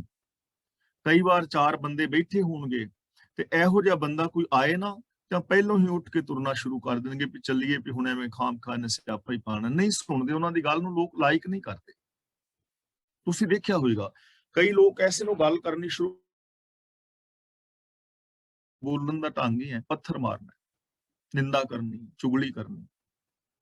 ਉਹਨਾਂ ਦੀ ਗੱਲ ਕੋਈ ਗੌਰ ਨਾਲ ਸੁਣਦਾ ਨਹੀਂ। ਉਹ ਦੁਖੀ ਹੁੰਦੇ ਨੇ, ਹੁਣ ਜਦੋਂ ਦੁੱਖ ਵੀ ਦੱਸਣਾ ਹੈ ਫਿਰ ਵੀ ਉਹਦੀ ਕੋਈ ਗੱਲ ਸੁਣੇਗਾ ਨਹੀਂ। ਨਾ ਸੁਣਨ ਦਾ ਮੀਨਿੰਗ ਇਹ ਹੈ ਕਿ ਉਹਦੇ ਦੁੱਖਾਂ ਨੂੰ ਕੋਈ ਦੂਰ ਵੀ ਨਹੀਂ ਕਰ ਸਕਦਾ। ਹੁਣ ਕਿਵੇਂ ਉਹਦੇ ਦੁੱਖਾਂ ਨੂੰ ਦੂਰ ਕੀਤਾ ਜਾਏ? ਜਿਹੜਾ ਬੰਦਾ ਕ੍ਰੋਧ ਦੇ ਨਾਲ ਹੀ ਬੋਲਦਾ ਹੈ ਕਿਸੇ ਨਾਲ, ਜਿਹੜਾ ਬੰਦਾ ਚੋਰੀਆਂ ਹੀ ਕਰਦਾ ਹੈ, ਜਿਹਨੇ ਨਸ਼ੇ ਹੀ ਵਰਤਨੇ ਨੇ, ਤੇ ਜੇ ਮੈਂ ਚਾਹਾਂ ਕਿ ਉਹਨਾਂ ਦੁੱਖ ਦੂਰ ਕਰ ਦਿਆਂ ਤੇ ਕਿਵੇਂ ਕਰ ਦਿਆਂ ਜਦੋਂ ਕੰਮ ਹੀ ਨਹੀਂ ਛੱਡਦਾ ਪਿਆ? ਤਾਂ ਗੁਰੂ ਜੀ ਕਹਿੰਦੇ ਨੇ ਉਹਦੀ ਕੂਕ ਪੁਕਾਰ ਨੂੰ ਕੋਈ ਨਹੀਂ ਸੁਣਦਾ, ਉਹਦੇ ਤਰਲਿਆਂ ਵੱਲ ਕੋਈ ਧਿਆਨ ਨਹੀਂ ਕਰਦਾ, ਉਹ ਦੁਖੀ ਹੁੰਦਾ ਰਹਿੰਦਾ ਹੈ। ਜਿਵੇਂ ਜਿਵੇਂ ਵਧੀਕ ਨਿੰਦਿਆ ਕਰਦਾ ਹੈ ਤਿਵੇਂ ਤਿਵੇਂ ਉਹ ਹੋਰ ਦੁਖੀ ਹੁੰਦਾ ਹੈ। ਉਨ ਹਲਤ ਪਲਤ ਸਭ ਗਵਾਇਆ, ਲਾਹਾ ਮੂਲ ਸਭ ਖੋਇਆ। ਹਲਤ ਪਲਤ ਦਾ ਮਤਲਬ ਫਿਊਚਰ ਵੀ ਔਰ ਵਰਤਮਾਨ, ਯਾਨੀ ਸਾਰਾ ਜੀਵਨ। ਸਭ ਗਵਾਇਆ ਦਾ ਮਤਲਬ ਸਭ ਕੁਝ ਹੀ ਗਵਾ ਲੈਂਦਾ ਹੈ। ਦੇਖੋ ਇਹ ਚੀਜ਼ ਨੂੰ ਥੋੜਾ ਜਿਹਾ ਸਮਝਣ ਦੀ ਟਰਾਈ ਕਰਨੀ ਹੈ। ਹੁਣ ਅਸੀਂ ਵਰਤਮਾਨ ਵਿੱਚ ਹਾਂ, ਵਰਤਮਾਨ ਦੇ ਅੰਦਰ ਅਸੀਂ ਹੁਣ ਗੁਰਬਾਣੀ ਦੀ ਵਿਚਾਰ ਕਰ ਰਹੇ ਹਾਂ, ਜ਼ਿੰਦਗੀ ਜੀਣ ਦਾ ਚੰਗਾ ਢੰਗ ਸਿੱਖਣ ਦਾ ਯਤਨ ਕਰ ਰਹੇ ਹਾਂ। ਤਾਂ ਇਹ ਜੀਵਨ ਕਿੰਨਾ ਸੋਹਣਾ ਹੈ, ਸਾਡਾ ਜੀਵਨ ਸੰਵਰ ਰਿਹਾ ਨਾ, ਸਾਡੇ ਜੀਵਨ ਦਾ ਸਾਨੂੰ ਲਾਭ ਮਿਲ ਰਿਹਾ ਹੈ। ਕੋਈ ਗੱਲ ਸਾਡੇ ਪੱਲੇ ਪੈ ਜਾਏਗੀ, ਕੋਈ ਗੱਲ ਸਾਡੇ ਅੰਦਰ ਕਲਿੱਕ ਕਰ ਜਾਏਗੀ, ਅਸੀਂ ਉਹਦੇ ਤੇ ਅਮਲ ਕਰ ਲਵਾਂਗੇ, ਸਾਡਾ ਜੀਵਨ ਸੁਖੀ ਹੋ ਜਾਏਗਾ। ਜੇ ਅੱਜ ਅਸੀਂ ਇਹ ਜ਼ਿੰਦਗੀ ਜੀਵਾਂਗੇ, ਕੱਲ ਨੂੰ ਸਾਡਾ ਸੌਖਾ ਹੋ ਜਾਏਗਾ। ਤੇ ਜੇ ਹੁਣ ਅਸੀਂ ਇੱਥੇ ਬੈਠ ਕੇ ਨਿੰਦਿਆ ਕਰੀਏ, ਕਿਸੇ ਦੀ ਚੁਗਲੀ ਕਰੀਏ, ਨੈਗੇਟਿਵਿਟੀ ਵਿੱਚ ਜੀਵੀਏ, ਜਾਂ ਕੋਈ ਠੱਗੀਆਂ ਮਾਰਨ ਦਾ ਪਲਾਨ ਕਰੀਏ, ਤਾਂ ਇਹ ਸਮਾਂ ਵੀ ਗਵਾ ਲਿਆ ਤੇ ਅਗਲਾ ਆਉਣ ਵਾਲਾ ਵੀ ਗਵਾਚੇਗਾ। ਅਸ਼ਾਂਤੀ, ਹੁਣ ਅਸੀਂ ਸ਼ਾਂਤ ਆ ਨਾ, ਤੇ ਜੇ ਐਸੀ ਹਾਲਾਤ, ਜੇ ਮਨ ਦੀ ਮਾਨਸਿਕਤਾ ਐਸੀ ਹਮੇਸ਼ਾ ਰਹੇ ਤਾਂ ਬੰਦਾ ਹਮੇਸ਼ਾ ਸ਼ਾਂਤ ਰਹਿ ਲੈਂਦਾ। ਲਾਹਾ ਔਰ ਮੂਲ ਕੀ ਹੈ? ਮੂਲ ਹੁੰਦਾ ਹੈ ਸਾਡੇ ਕੋਲ ਮੰਨ ਲਓ 10,000 ਰੁਪਇਆ ਹੈ। ਹੁਣ ਅਸੀਂ 10,000 ਪਾਉਂਡ ਕਿਸੇ ਵਪਾਰ ਤੇ ਲਾਣੇ ਹਾਂ, ਤੇ 10,000 ਪਾਉਂਡ ਲਾਇਆ ਇਸ ਕਰਕੇ ਕਿ ਛੋਟੀ ਜੀ ਦੁਕਾਨ ਚਲਾਣਾ, ਇਹਦੇ ਨਾਲ ਮੈਨੂੰ ਕੋਈ ਲਾਭ ਹੋਏਗਾ। ਲੇਕਿਨ ਦੁਕਾਨ ਐਸ਼ ਢੰਗ ਨਾਲ ਚਲਾਈ ਕਿ ਨਾ ਦੁਕਾਨ ਟਾਈਮ ਨਾਲ ਖੋਲੀ, ਨਾ ਗ੍ਰਾਹਕਾਂ ਦੇ ਨਾਲ ਠੀਕ ਢੰਗ ਨਾਲ ਵਰਤਿਆ, ਨਾ ਸੌਦਾ ਠੀਕ ਪਾਇਆ, ਦੁਕਾਨ ਫੇਲ ਹੋ ਗਈ। ਲਾਭ ਤੇ ਕੀ ਹੋਣਾ ਸੀ? ਉਹ 10,000 ਵੀ ਜਾਂਦਾ ਰਿਹਾ, ਖਤਮ ਹੋ ਗਿਆ ਨਾ। ਲਾਹਾ ਮੂਲ ਇਹ ਹੈ ਕਿ ਵਰਤਮਾਨ ਵੀ ਗਵਾ ਲਿਆ ਤੇ ਆਉਣ ਵਾਲੇ ਸਮੇਂ ਵਿੱਚ ਜਿਹੜਾ ਉਹਦਾ ਸੁੱਖ ਮਿਲਣਾ ਸੀ ਉਹ ਵੀ ਗਵਾ ਲਿਆ। ਆਪਣੇ ਸਾਰੇ ਸੁੱਖਾਂ ਨੂੰ ਹੀ ਐਸਾ ਬੰਦਾ ਗਵਾ ਲੈਂਦਾ ਹੈ। ਉਨ ਹਲਤ ਪਲਤ ਸਭ ਗਵਾਇਆ, ਲਾਹਾ ਮੂਲ ਸਭ ਖੋਇਆ। ਉਹ ਆਪਣੇ ਜੀਵਨ ਨੂੰ ਬਰਬਾਦ ਕਰ ਲੈਂਦਾ ਹੈ ਔਰ ਸਭ ਕੁਝ ਨਿੰਦਾ ਕਰ ਕਰਕੇ ਹੀ ਗਵਾ ਜਾਂਦਾ ਹੈ, ਨੈਗੇਟਿਵਿਟੀ ਵਿੱਚ ਹੀ ਗਵਾ ਜਾਂਦਾ ਹੈ। ਜਿਹੜਾ ਸਮਾਂ ਲੋਕਾਂ ਦੀ ਬਦਖੋਈ ਵਾਸਤੇ ਲਾਂਦਾ ਹੈ, ਜੇ ਉਹ ਸਮਾਂ ਆਪਣੇ ਜੀਵਨ ਨੂੰ ਸੁਧਾਰਨ ਵਾਸਤੇ ਲਾਂਦਾ, ਸੱਚਾਈ ਵਾਸਤੇ ਲਾਂਦਾ, ਗੁਰਬਾਣੀ ਪੜ੍ਹ ਲੈਂਦਾ, ਕੋਈ ਜਨਰਲ ਨੌਲੇਜ ਦੀ ਕਿਤਾਬ ਪੜ੍ਹ ਲੈਂਦਾ, ਕੋਈ ਇਤਿਹਾਸ ਦੀ ਕਿਤਾਬ ਪੜ੍ਹ ਲੈਂਦਾ, ਕੋਈ ਮੋਟੀਵੇਸ਼ਨਲ ਬੁੱਕ ਪੜ੍ਹ ਲੈਂਦਾ, ਤਾਂ ਉਹਨੂੰ ਲਾਭ ਹੋ ਜਾਣਾ ਸੀ। ਪਰ ਉਹਨੇ ਆਪਣਾ ਸਮਾਂ ਸਾਰਾ ਐਵੇਂ ਹੀ ਗਵਾ ਲਿਆ, ਔਰ ਬਹੁਤੇ ਲੋਕ ਐਵੇਂ ਹੀ ਗਵਾ ਜਾਂਦੇ। ਉਹ ਤੇਲੀ ਸੰਦਾ ਬਲਦ ਕਰ, ਨਿਤ ਭਲਕੇ ਉੱਠ ਪ੍ਰਭ ਜੋਇਆ। ਪ੍ਰਭ ਦਾ ਮਤਲਬ ਪ੍ਰਭੂ ਨੇ, ਸੰਦਾ ਦਾ ਮਤਲਬ ਹੁੰਦਾ ਹੈ ਦਾ। ਜਿਵੇਂ ਇਹ ਪੈਨ ਮੋਰ ਸਿੰਘ ਸੰਦਾ, ਯਾਨੀ ਮੋਰ ਸਿੰਘ ਦਾ, ਤਾਂ ਉਹ ਤੇਲੀ ਸੰਦਾ ਬਲਦ ਕਰ। ਤੇਲੀ ਦਾ ਬੈਲ ਜਿਵੇਂ ਹਰ ਰੋਜ਼ ਕੋਲੂ ਦੇ ਵਿੱਚ ਤੇਲੀ ਫੜ ਕੇ ਜੋ ਲੈਂਦਾ ਨਾ, ਉਹਦੀਆਂ ਅੱਖਾਂ ਬੰਨ ਦਿੰਦਾ ਤੇ ਬੈਲ ਫਿਰ ਤੁਰਦਾ ਰਹਿੰਦਾ ਸਾਰਾ ਦਿਨ, ਭਾਰ ਢੂੰਦਾ, ਪਹੁੰਚਦਾ ਕਿਤੇ ਨਹੀਂ ਕਿਉਂਕਿ ਵੱਜਾ ਹੋਇਆ ਹੈ। ਸਾਰਾ ਦਿਨ ਜੁੱਪਾ ਰਹਿੰਦਾ, ਭਾਰ ਢੋਈ ਜਾਂਦਾ, ਭੁੱਖਾ ਧਿਆਇਆ ਫਿਰਦਾ ਰਹਿੰਦਾ। ਗੁਰੂ ਜੀ ਕਹਿੰਦੇ ਨੇ ਇਸੇ ਤਰ੍ਹਾਂ ਜਿਹੜਾ ਨਿੰਦਿਆ ਕਰਨ ਵਾਲਾ ਮਨੁੱਖ ਹੈ, ਨੈਗੇਟਿਵ ਜਿਸ ਦੀ ਥਿੰਕਿੰਗ ਹੈ, ਜੋ ਹਰ ਸਿਚੁਏਸ਼ਨ ਦੇ ਅੰਦਰ ਔਗਣ ਹੀ ਕੱਢਦਾ ਹੈ, ਜਿਹਨੇ ਆਪਣਾ ਸੁਭਾਅ ਹੀ ਇਹ ਬਣਾ ਲਿਆ ਹੈ ਇਸੇ ਤਰ੍ਹਾਂ ਪ੍ਰਭੂ ਉਹਨੂੰ ਸਵੇਰੇ ਹੀ ਨਿੰਦਾ ਦੇ ਖੂਹ ਦੇ ਵਿੱਚ ਜੋ ਦਿੰਦਾ ਹੈ। ਯਾਨੀ ਰੱਬੀ ਰਜਾ ਦੇ ਵਿੱਚ ਸਵੇਰ ਤੋਂ ਹੀ ਉਹ ਜੁੱਪ ਜਾਂਦਾ ਖੂਹ ਦੇ ਵਿੱਚ ਤੇ ਅੱਖਾਂ ਬੰਦ ਕਰਕੇ ਤੁਰਿਆ ਰਹਿੰਦਾ ਸਾਰਾ ਦਿਨ। ਤੁਹਾਡੇ ਕੋਲ ਬੈਠਾ ਮੇਰੀ ਨਿੰਦਿਆ, ਮੇਰੇ ਕੋਲ ਆਇਆ ਤੁਹਾਡੀ ਨਿੰਦਿਆ। ਇੱਕ ਗੱਲ ਯਾਦ ਰੱਖਣਾ, ਜਦੋਂ ਅਸੀਂ ਕਿਸੇ ਦੀ ਬਦਖੂਈ ਕਿਸੇ ਬੰਦੇ ਤੋਂ ਧਿਆਨ ਨਾਲ ਸੁਣਦੇ ਆ ਨਾ, ਸਾਨੂੰ ਬੜਾ ਮਜ਼ਾ ਆਉਂਦਾ ਕਿ ਕਿਸੇ ਦੀ ਬਦਖੂਈ। ਇੱਕ ਗੱਲ ਯਾਦ ਰੱਖਣਾ ਕਿ ਜਿਹੜਾ ਬੰਦਾ ਕਿਸੇ ਦੀ ਬਦਖੂਈ ਕਰ ਰਿਹਾ ਨਾ, ਉਹਨੂੰ ਆਦਤ ਹੈ ਬਦਖੂਈ ਕਰਨ ਦੀ। ਇਹ ਨਾ ਸਮਝਣਾ ਕਿ ਉਹ ਤੁਹਾਡੀ ਨਹੀਂ ਕਰੇਗਾ, ਦੂਜਿਆਂ ਕੋਲ ਜਾ ਕੇ ਤੁਹਾਡੀ ਵੀ ਕਰੇਗਾ, ਕਿਉਂਕਿ ਉਹਨੂੰ ਆਦਤ ਹੈ। ਮਤਾ ਸਮਝੋ ਕਿ ਤੁਹਾਡੀ ਸਿਫਤ ਕਰੇਗਾ, ਤੁਹਾਡੀ ਵੀ ਬਦਖੂਈ ਕਰੇਗਾ। ਤੇ ਯਾਦ ਰੱਖਣਾ, ਜੇ ਤੁਸੀਂ ਕਿਸੇ ਦੀ ਨਿੰਦਿਆ ਸੁਣ ਰਹੇ ਹੋ ਤੇ ਕੱਲ ਨੂੰ ਮੇਰੀ ਵੀ ਸੁਣੋਗੇ। ਜਿਹੜਾ ਤੁਹਾਡੀ ਕਿਸੇ ਹੋਰ ਦੀ ਨਿੰਦਿਆ ਸੁਣ ਰਿਹਾ ਨਾ, ਉਹ ਤੁਹਾਡੇ ਸੱਜਣਾ ਮਿੱਤਰਾਂ ਦੀ ਵੀ ਸੁਣੇਗਾ, ਕਿਉਂਕਿ ਉਹਨੂੰ ਆਦਤ ਹੈ ਸੁਣਨ ਦੀ। ਕਿਉਂਕਿ ਸੁਣਨ ਦੀ ਆਦਤ ਹੈ ਨਾ ਬਣ ਗਈ ਕਿ ਨਿੰਦਿਆ ਸੁਣਨੀ ਹੈ, ਮਜ਼ਾ ਆ ਰਿਹਾ ਸੁਣਨ ਵਿੱਚ। ਮੇਰੀ ਵੀ ਸੁਣੋਗੇ, ਦੂਜੇ ਦੀ ਵੀ, ਤੀਜੇ ਦੀ ਵੀ। ਤੇ ਜਿੱਥੇ ਸਾਰਾ ਦਿਨ ਨਿੰਦਿਆ ਹੀ ਸੁਣਦੇ ਰਹੋਗੇ, ਨੈਗੇਟਿਵ ਹੀ ਸੁਣਦੇ ਰਹੋਗੇ, ਜੀਵਨ ਸਫਲ ਕਿਵੇਂ ਹੋਏਗਾ, ਖੁਸ਼ੀ ਕਿਵੇਂ ਆਏਗੀ? ਜਿਹੜਾ ਨਿੰਦਿਆ ਕਰ ਰਿਹਾ ਹੈ ਉਹ ਨਿੰਦਿਆ ਹੀ ਕਰੀ ਜਾਏਗਾ, ਤੇ ਉਹਨੂੰ ਖੁਸ਼ੀ ਕਿਵੇਂ ਆਏਗੀ? ਖੁਸ਼ੀ ਤਾਂ ਪੋਜ਼ਿਟਿਵਿਟੀ ਵਿੱਚ ਆਉਣੀ ਹੈ। ਇਸ ਲਈ ਨਾ ਸੁਣੋ ਕਿਸੇ ਦੀ ਨਿੰਦਾ ਵਗੈਰਾ, ਗੁਣਾਂ ਦੀ ਗੱਲ ਕਰੋ, ਗੁਣਾਂ ਦੀ ਸੁਣੋ। ਇਸ ਲਈ ਉਹ ਤੇਲੀ ਸੰਦਾ ਬਲਦ ਕਰ ਭਲਕੇ ਉੱਠ ਪ੍ਰਭ ਜੋਇਆ। ਜੋ ਗੁਰੂ ਦੀ ਨਿੰਦਿਆ ਕਰਦਾ ਹੈ, ਭਾਵ ਗੁਰੂ ਦੇ ਸਿਧਾਂਤਾਂ ਮੁਤਾਬਕ ਜ਼ਿੰਦਗੀ ਨਹੀਂ ਜੀਂਦਾ, ਉਹ ਸਵੇਰ ਹੁੰਦਿਆਂ ਹੀ ਆਪਣਾ ਰੱਬੀ ਹੁਕਮ ਦੇ ਵਿੱਚ, ਨਿੰਦਿਆ ਦੇ ਵਿੱਚ ਜੁੱਟ ਜਾਂਦਾ ਹੈ। ਤੇਲੀ ਦੇ ਬਲਦ ਦੀ ਤਰ੍ਹਾਂ ਉਹ ਭਾਰ ਜਿਹੜਾ ਹੈ ਢੋਈ ਜਾਂਦਾ ਹੈ, ਤੇ ਉਹਨੂੰ ਆਪ ਨੂੰ ਉਹਦਾ ਕੋਈ ਲਾਭ ਨਹੀਂ ਹੁੰਦਾ। ਆਪ ਨੂੰ ਜੀਵਨ ਵਿੱਚ ਸਿਰਫ ਪਛਤਾਵਾ ਹੁੰਦਾ। ਹਰ ਵੇਖੈ ਸੁਣੈ ਨਿਤ ਸਭ ਕਿਛ, ਤਿੱਦੂ ਕਿਛ ਗੁੱਝਾ ਨਾ ਹੋਇਆ। ਇੱਥੇ ਗੱਗੇ ਦੇ ਉੱਤੇ ਅੱਧਕ ਲਾ ਕੇ ਪੜਨਾ ਹੈ ਗੁੱਝਾ। ਹਰ ਵੇਖੈ ਸੁਣੈ ਨਿਤ ਸਭ ਕਿਛ, ਤਿੱਦੂ ਕਿਛ ਗੁੱਝਾ ਨਾ ਹੋਇਆ। ਹਰੀ ਸਦਾ ਸਭ ਕੁਝ ਵੇਖਦਾ ਤੇ ਸੁਣਦਾ ਹੈ, ਉਹਦੇ ਤੋਂ ਕੁਝ ਵੀ ਗੱਲ ਲੁਕੀ ਨਹੀਂ ਰਹਿੰਦੀ, ਗੁੱਝੀ ਨਹੀਂ ਰਹਿੰਦੀ। ਕੁਝ ਗੁੱਝਾ ਨਹੀਂ ਰਹਿੰਦਾ, ਲੁਕਿਆ ਹੋਇਆ ਨਹੀਂ ਰਹਿੰਦਾ। ਹਰੀ ਹਰ ਥਾਂ ਸੁਣ ਰਿਹਾ ਹੈ, ਵੇਖ ਰਿਹਾ ਹੈ, ਕਿਉਂਕਿ ਸਰਵ ਵਿਆਪਕ ਹੈ। ਤੁਸੀਂ ਕਿਸੇ ਦੀ ਨਿੰਦਿਆ ਮੇਰੇ ਕੋਲ ਕਰ ਰਹੇ ਹੋ ਤਾਂ ਮੇਰੇ ਅੰਦਰ ਰੱਬ ਵਸ ਰਿਹਾ ਹੈ, ਸੁਣ ਰਿਹਾ ਹੈ। ਤੁਹਾਡੇ ਅੰਦਰ ਰੱਬ ਵਸ ਰਿਹਾ ਹੈ, ਤੁਹਾਡੇ ਕਰਮਾਂ ਨੂੰ ਵੇਖ ਰਿਹਾ ਹੈ। ਇਹ ਕਾਇਨਾਤ ਦੇ ਵਿੱਚ ਰੱਬ ਦਾ ਹੁਕਮ ਹੈ ਨਾ, ਕੁਦਰਤ ਦੇ ਨਿਯਮ ਨੇ, ਕੁਦਰਤ ਦੀ ਨਿਯਮਾਵਲੀ ਹੈ। ਉਸ ਨਿਯਮਾਵਲੀ ਦੇ ਅੰਦਰ ਹਰ ਚੀਜ਼ ਵੇਖੀ ਔਰ ਸੁਣੀ ਜਾ ਰਹੀ ਹੈ, ਪਰਖੀ ਜਾ ਰਹੀ ਹੈ, ਤੇ ਉਹਦੇ ਮੁਤਾਬਕ ਨਾਲ ਦੇ ਨਾਲ ਬੰਦੇ ਨੂੰ ਫਲ ਵੀ ਮਿਲੀ ਜਾਂਦਾ ਹੈ। ਜੇ ਤੁਸੀਂ ਪਿਆਰ ਮੁਹੱਬਤ ਦੀ ਗੱਲ ਕਰ ਰਹੇ ਹੋ ਤਾਂ ਇਸ ਸਿਸਟਮ ਦੇ ਅੰਦਰ ਤੁਹਾਨੂੰ ਉਸ ਪਿਆਰ ਮੁਹੱਬਤ ਵਾਲੀ ਗੱਲ ਰਾਹੀਂ ਖੁਸ਼ੀ ਮਿਲ ਰਹੀ ਹੈ, ਅੰਦਰ ਤੁਹਾਡਾ ਸ਼ਾਂਤ ਹੋ ਰਿਹਾ ਹੈ। ਜੇ ਤੁਸੀਂ ਕਿਸੇ ਦੀ ਨਿੰਦਾ ਚੁਗਲੀ ਕਰ ਰਹੇ ਹੋ ਕ੍ਰੋਧ ਵਿੱਚੋਂ, ਤਾਂ ਇਸ ਸਿਸਟਮ ਦੇ ਅੰਦਰ ਤੁਹਾਡੇ ਅੰਦਰ ਦੇ ਸੈੱਲ ਮਰ ਰਹੇ ਨੇ, ਕ੍ਰੋਧ ਨਾਲ ਸੜ ਰਹੇ ਨੇ। ਤੁਸੀਂ ਅੰਦਰ ਈਰਖਾ ਦੀ ਅੱਗ ਵਿੱਚ ਸੜ ਰਹੇ ਹੋ। ਕਿਵੇਂ ਬਚੋਗੇ? ਨਾ ਅਸੀਂ ਸ਼ੁਭ ਗੁਣ ਕਰਕੇ ਉਹਦੇ ਫਲਾਂ ਤੋਂ ਬਚ ਸਕਦੇ ਹਾਂ, ਨਾ ਮਾੜੇ ਕਰਮ ਕਰਕੇ ਉਹਨਾਂ ਤੋਂ ਬਚ ਸਕਦੇ ਹਾਂ। ਉਹਦਾ ਫਲ ਤੇ ਮਿਲਣਾ ਨਾ, ਜਿਹੜਾ ਬੀਜ ਬੀਜਣਾ ਉਹ ਤੇ ਉੱਗੇਗਾ। ਜੈਸੀ ਇਨਪੁਟ ਹੋਏਗੀ ਵੈਸੀ ਆਊਟਪੁੱਟ ਆਏਗੀ। ਇਸ ਲਈ ਗੁਰੂ ਜੀ ਕਹਿੰਦੇ ਨੇ ਰੱਬ ਹਰ ਥਾਂ ਤੇ ਵੇਖ ਰਿਹਾ ਹੈ, ਸੁਣ ਰਿਹਾ ਹੈ, ਉਹਦੇ ਤੋਂ ਕੁਝ ਵੀ ਗੁੱਝਾ ਨਹੀਂ ਹੈ। ਭਾਵ ਕਿ ਸਾਡਾ ਹਰ ਕਰਮ ਵਾਚਿਆ ਜਾ ਰਿਹਾ ਹੈ, ਹਰ ਇਨਸਾਨ ਦਾ, ਤੇ ਉਸ ਕਰਮ ਅਨੁਸਾਰ ਸਾਡਾ ਸੁਭਾਅ, ਸਾਡੀਆਂ ਆਦਤਾਂ ਬਣਦੀਆਂ ਜਾਂਦੀਆਂ ਨੇ। ਕੋਈ ਚੀਜ਼ ਛਿਪੀ ਨਹੀਂ ਰਹਿੰਦੀ।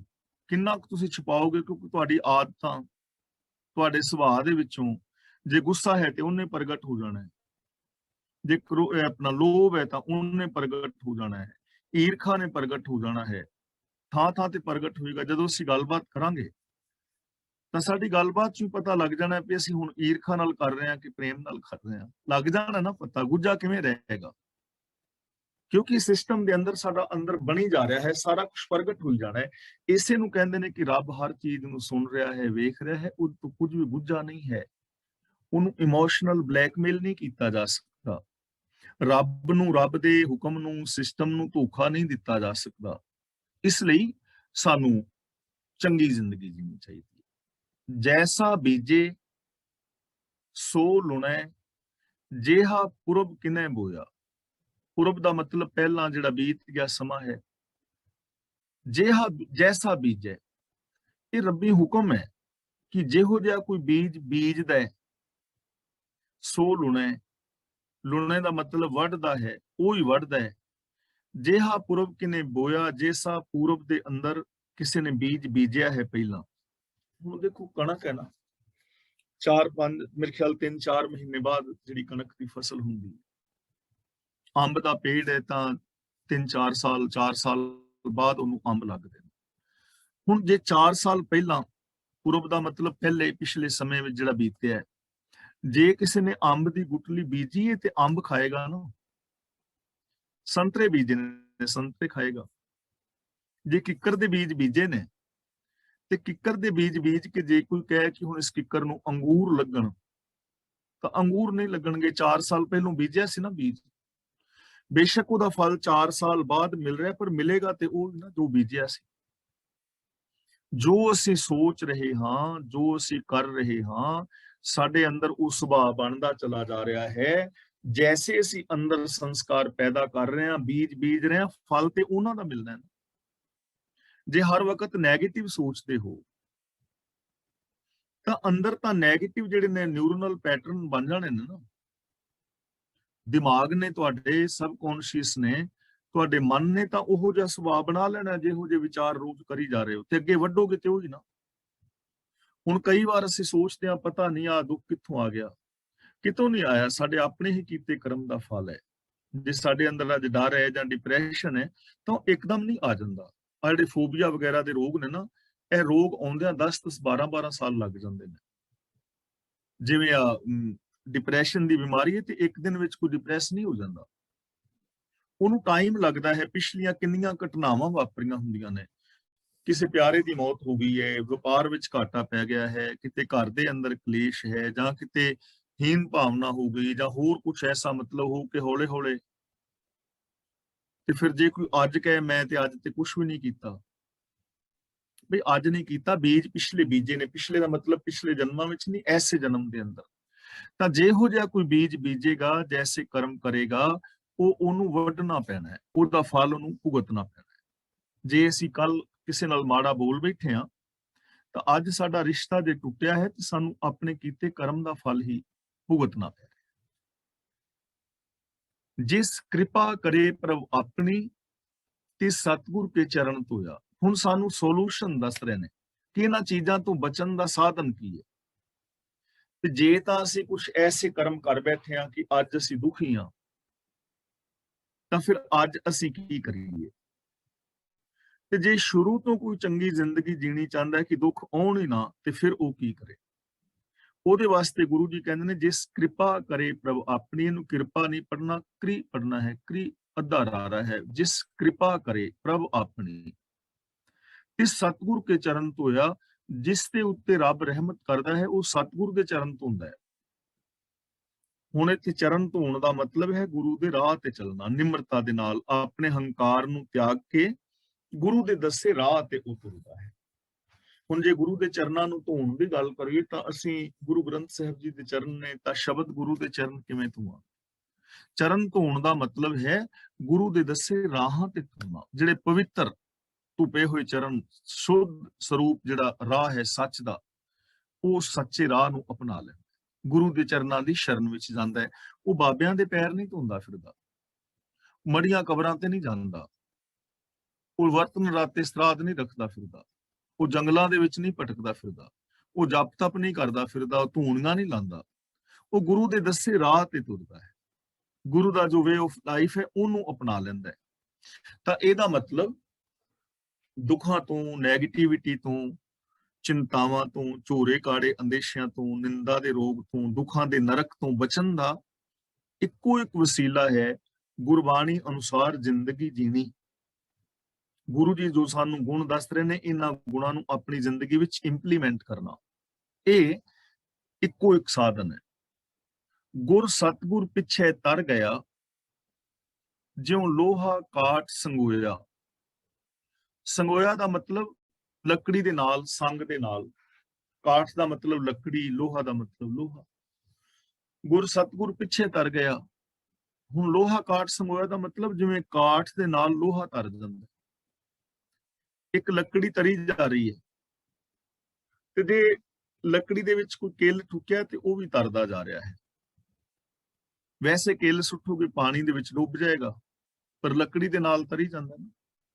ਹੁਣ ਜਿਵੇਂ ਕਿਸ਼ਤੀ ਹੈ, ਜੇ ਤੁਸੀਂ ਪਾਣੀ ਵਿੱਚ ਲੋਹਾ ਸੁੱਟੋਗੇ ਤਾਂ ਤਰ ਜਾਏਗਾ, ਪਰ ਜੇ ਕਿਸ਼ਤੀ ਦੇ ਵਿੱਚ ਕੋਈ 5, 10, 20 ਮਣ ਲੋਹਾ ਰੱਖ ਕੇ ਪਰਲੇ ਪਾਸੇ ਲਿਜਾਓਗੇ ਤਾਂ ਚਲਾ ਜਾਏਗਾ।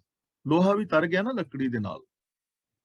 ਜਿਵੇਂ ਲੱਕੜੀ ਦੇ ਨਾਲ ਲੋਹਾ ਵੀ ਤਰ ਜਾਂਦਾ ਹੈ, ਗੁਰੂ ਜੀ ਕਹਿੰਦੇ ਨੇ ਗੁਰੂ ਸਤਿਗੁਰ ਪਿੱਛੇ ਤਰ ਗਿਆ, ਐਵੇਂ ਗੁਰੂ ਦੇ ਚਰਨਾਂ ਦੀ ਸ਼ਰਨ ਲੈ ਕੇ ਮਨਮੁਖ ਬੰਦਾ ਵੀ ਤਰ ਜਾਂਦਾ ਹੈ, ਪਾਪੀ ਵੀ ਤਰ ਜਾਂਦਾ ਹੈ, ਜੇ ਗੁਰੂ ਦੇ ਜਹਾਜ਼ ਤੇ ਚੜ ਜਾਏ, ਜੇ ਗੁਰੂ ਦੇ ਸਿਧਾਂਤਾਂ ਨੂੰ ਅਪਣਾ ਲਵੇ, ਜੇ ਗੁਰੂ ਦੀ ਸੋਚ ਦਾ ਧਾਰਨੀ ਹੋ ਜਾਏ। ਤਾਂ ਜਿਹੜਾ ਨੈਗੇਟਿਵ ਬੰਦਾ ਹੈ, ਜੋ ਪਾਪੀ ਹੈ, ਅਪਰਾਧੀ ਹੈ, ਪਤਿਤ ਹੈ, ਜੋ ਵਿਕਾਰਾਂ ਦੇ ਵਿੱਚ ਗਰਕਿਆ ਪਿਆ ਹੈ, ਜੋ ਨਿੰਦਿਆ ਦੇ ਖੂਹ ਵਿੱਚ ਪਿਆ ਹੋਇਆ ਹੈ, ਉਹਦਾ ਵੀ ਪਾਰ ਉਤਾਰਾ ਹੋ ਸਕਦਾ ਹੈ ਜੇ ਉਹ ਗੁਰੂ ਦੇ ਨਾਲ ਲੱਗ ਜਾਏ, ਗੁਰੂ ਦੇ ਚਰਨਾਂ ਨਾਲ ਜੁੜ ਜਾਏ। ਤੇ ਗੁਰੂ ਦੇ ਚਰਨਾਂ ਨਾਲ ਜੁੜਨ ਦਾ ਮਤਲਬ ਹੈ ਜੋ ਗੁਰੂ ਦੇ ਦੱਸੇ ਰਾਹ ਤੇ ਚੱਲੇ, ਜੋ ਗੁਰੂ ਦੀ ਸੋਚ ਦਾ ਧਾਰਨੀ ਹੋ ਜਾਏ, ਜੋ ਆਪਣੀ ਮਨ ਦੀ ਮੱਤ ਨੂੰ ਛੱਡ ਕੇ ਜੇ ਗੁਰੂ ਦੀ ਮੱਤ ਨੂੰ ਅਪਣਾ ਲਵੇ, ਤਾਂ ਹਰ ਬੰਦੇ ਦਾ ਪਾਰ ਉਤਾਰਾ ਹੋ ਸਕਦਾ ਹੈ, ਪਾਪੀਆਂ ਅਪਰਾਧੀਆਂ ਦਾ ਬਚ ਸਕਦੇ ਨੇ ਉਹ। ਔਰ ਬਿਲਕੁਲ ਸਹੀ ਗੱਲ ਹੈ ਔਰ ਸੌਖੀ ਹੈ, ਜੇ ਅਸੀਂ ਗੁਰੂ ਦੇ ਨਾਲ ਬਚਨਾਂ ਤੇ ਵਿਸ਼ਵਾਸ ਕਰ ਲਈਏ, ਗੁਰੂ ਦੇ ਬਚਨਾਂ ਨੂੰ ਮੰਨਣਾ ਸ਼ੁਰੂ ਕਰ ਦਈਏ, ਅੱਜ ਤੋਂ ਸੱਚ ਬੋਲਣਾ ਸ਼ੁਰੂ ਕਰ ਦਈਏ, ਪਿਆਰ ਨਾਲ ਰਹਿਣਾ ਸ਼ੁਰੂ ਕਰ ਦਈਏ, ਤਾਂ ਅੱਜ ਹੀ ਪਾਰ ਉਤਾਰਾ ਹੋ ਜਾਣਾ ਹੈ। ਸੱਚ ਦੇ ਨਾਲ ਜੁੜਿਆ ਹੋਣਾ ਹੈ ਪਾਰ ਉਤਾਰਾ, ਪ੍ਰੇਮ ਨਾਲ ਜੁੜਿਆ ਹੋਣਾ ਹੈ, ਗੁਰੂ ਦੀ ਬਾਣੀ ਨਾਲ ਜੁੜਨ ਨਾਲ ਹੋ ਜਾਣਾ ਹੈ।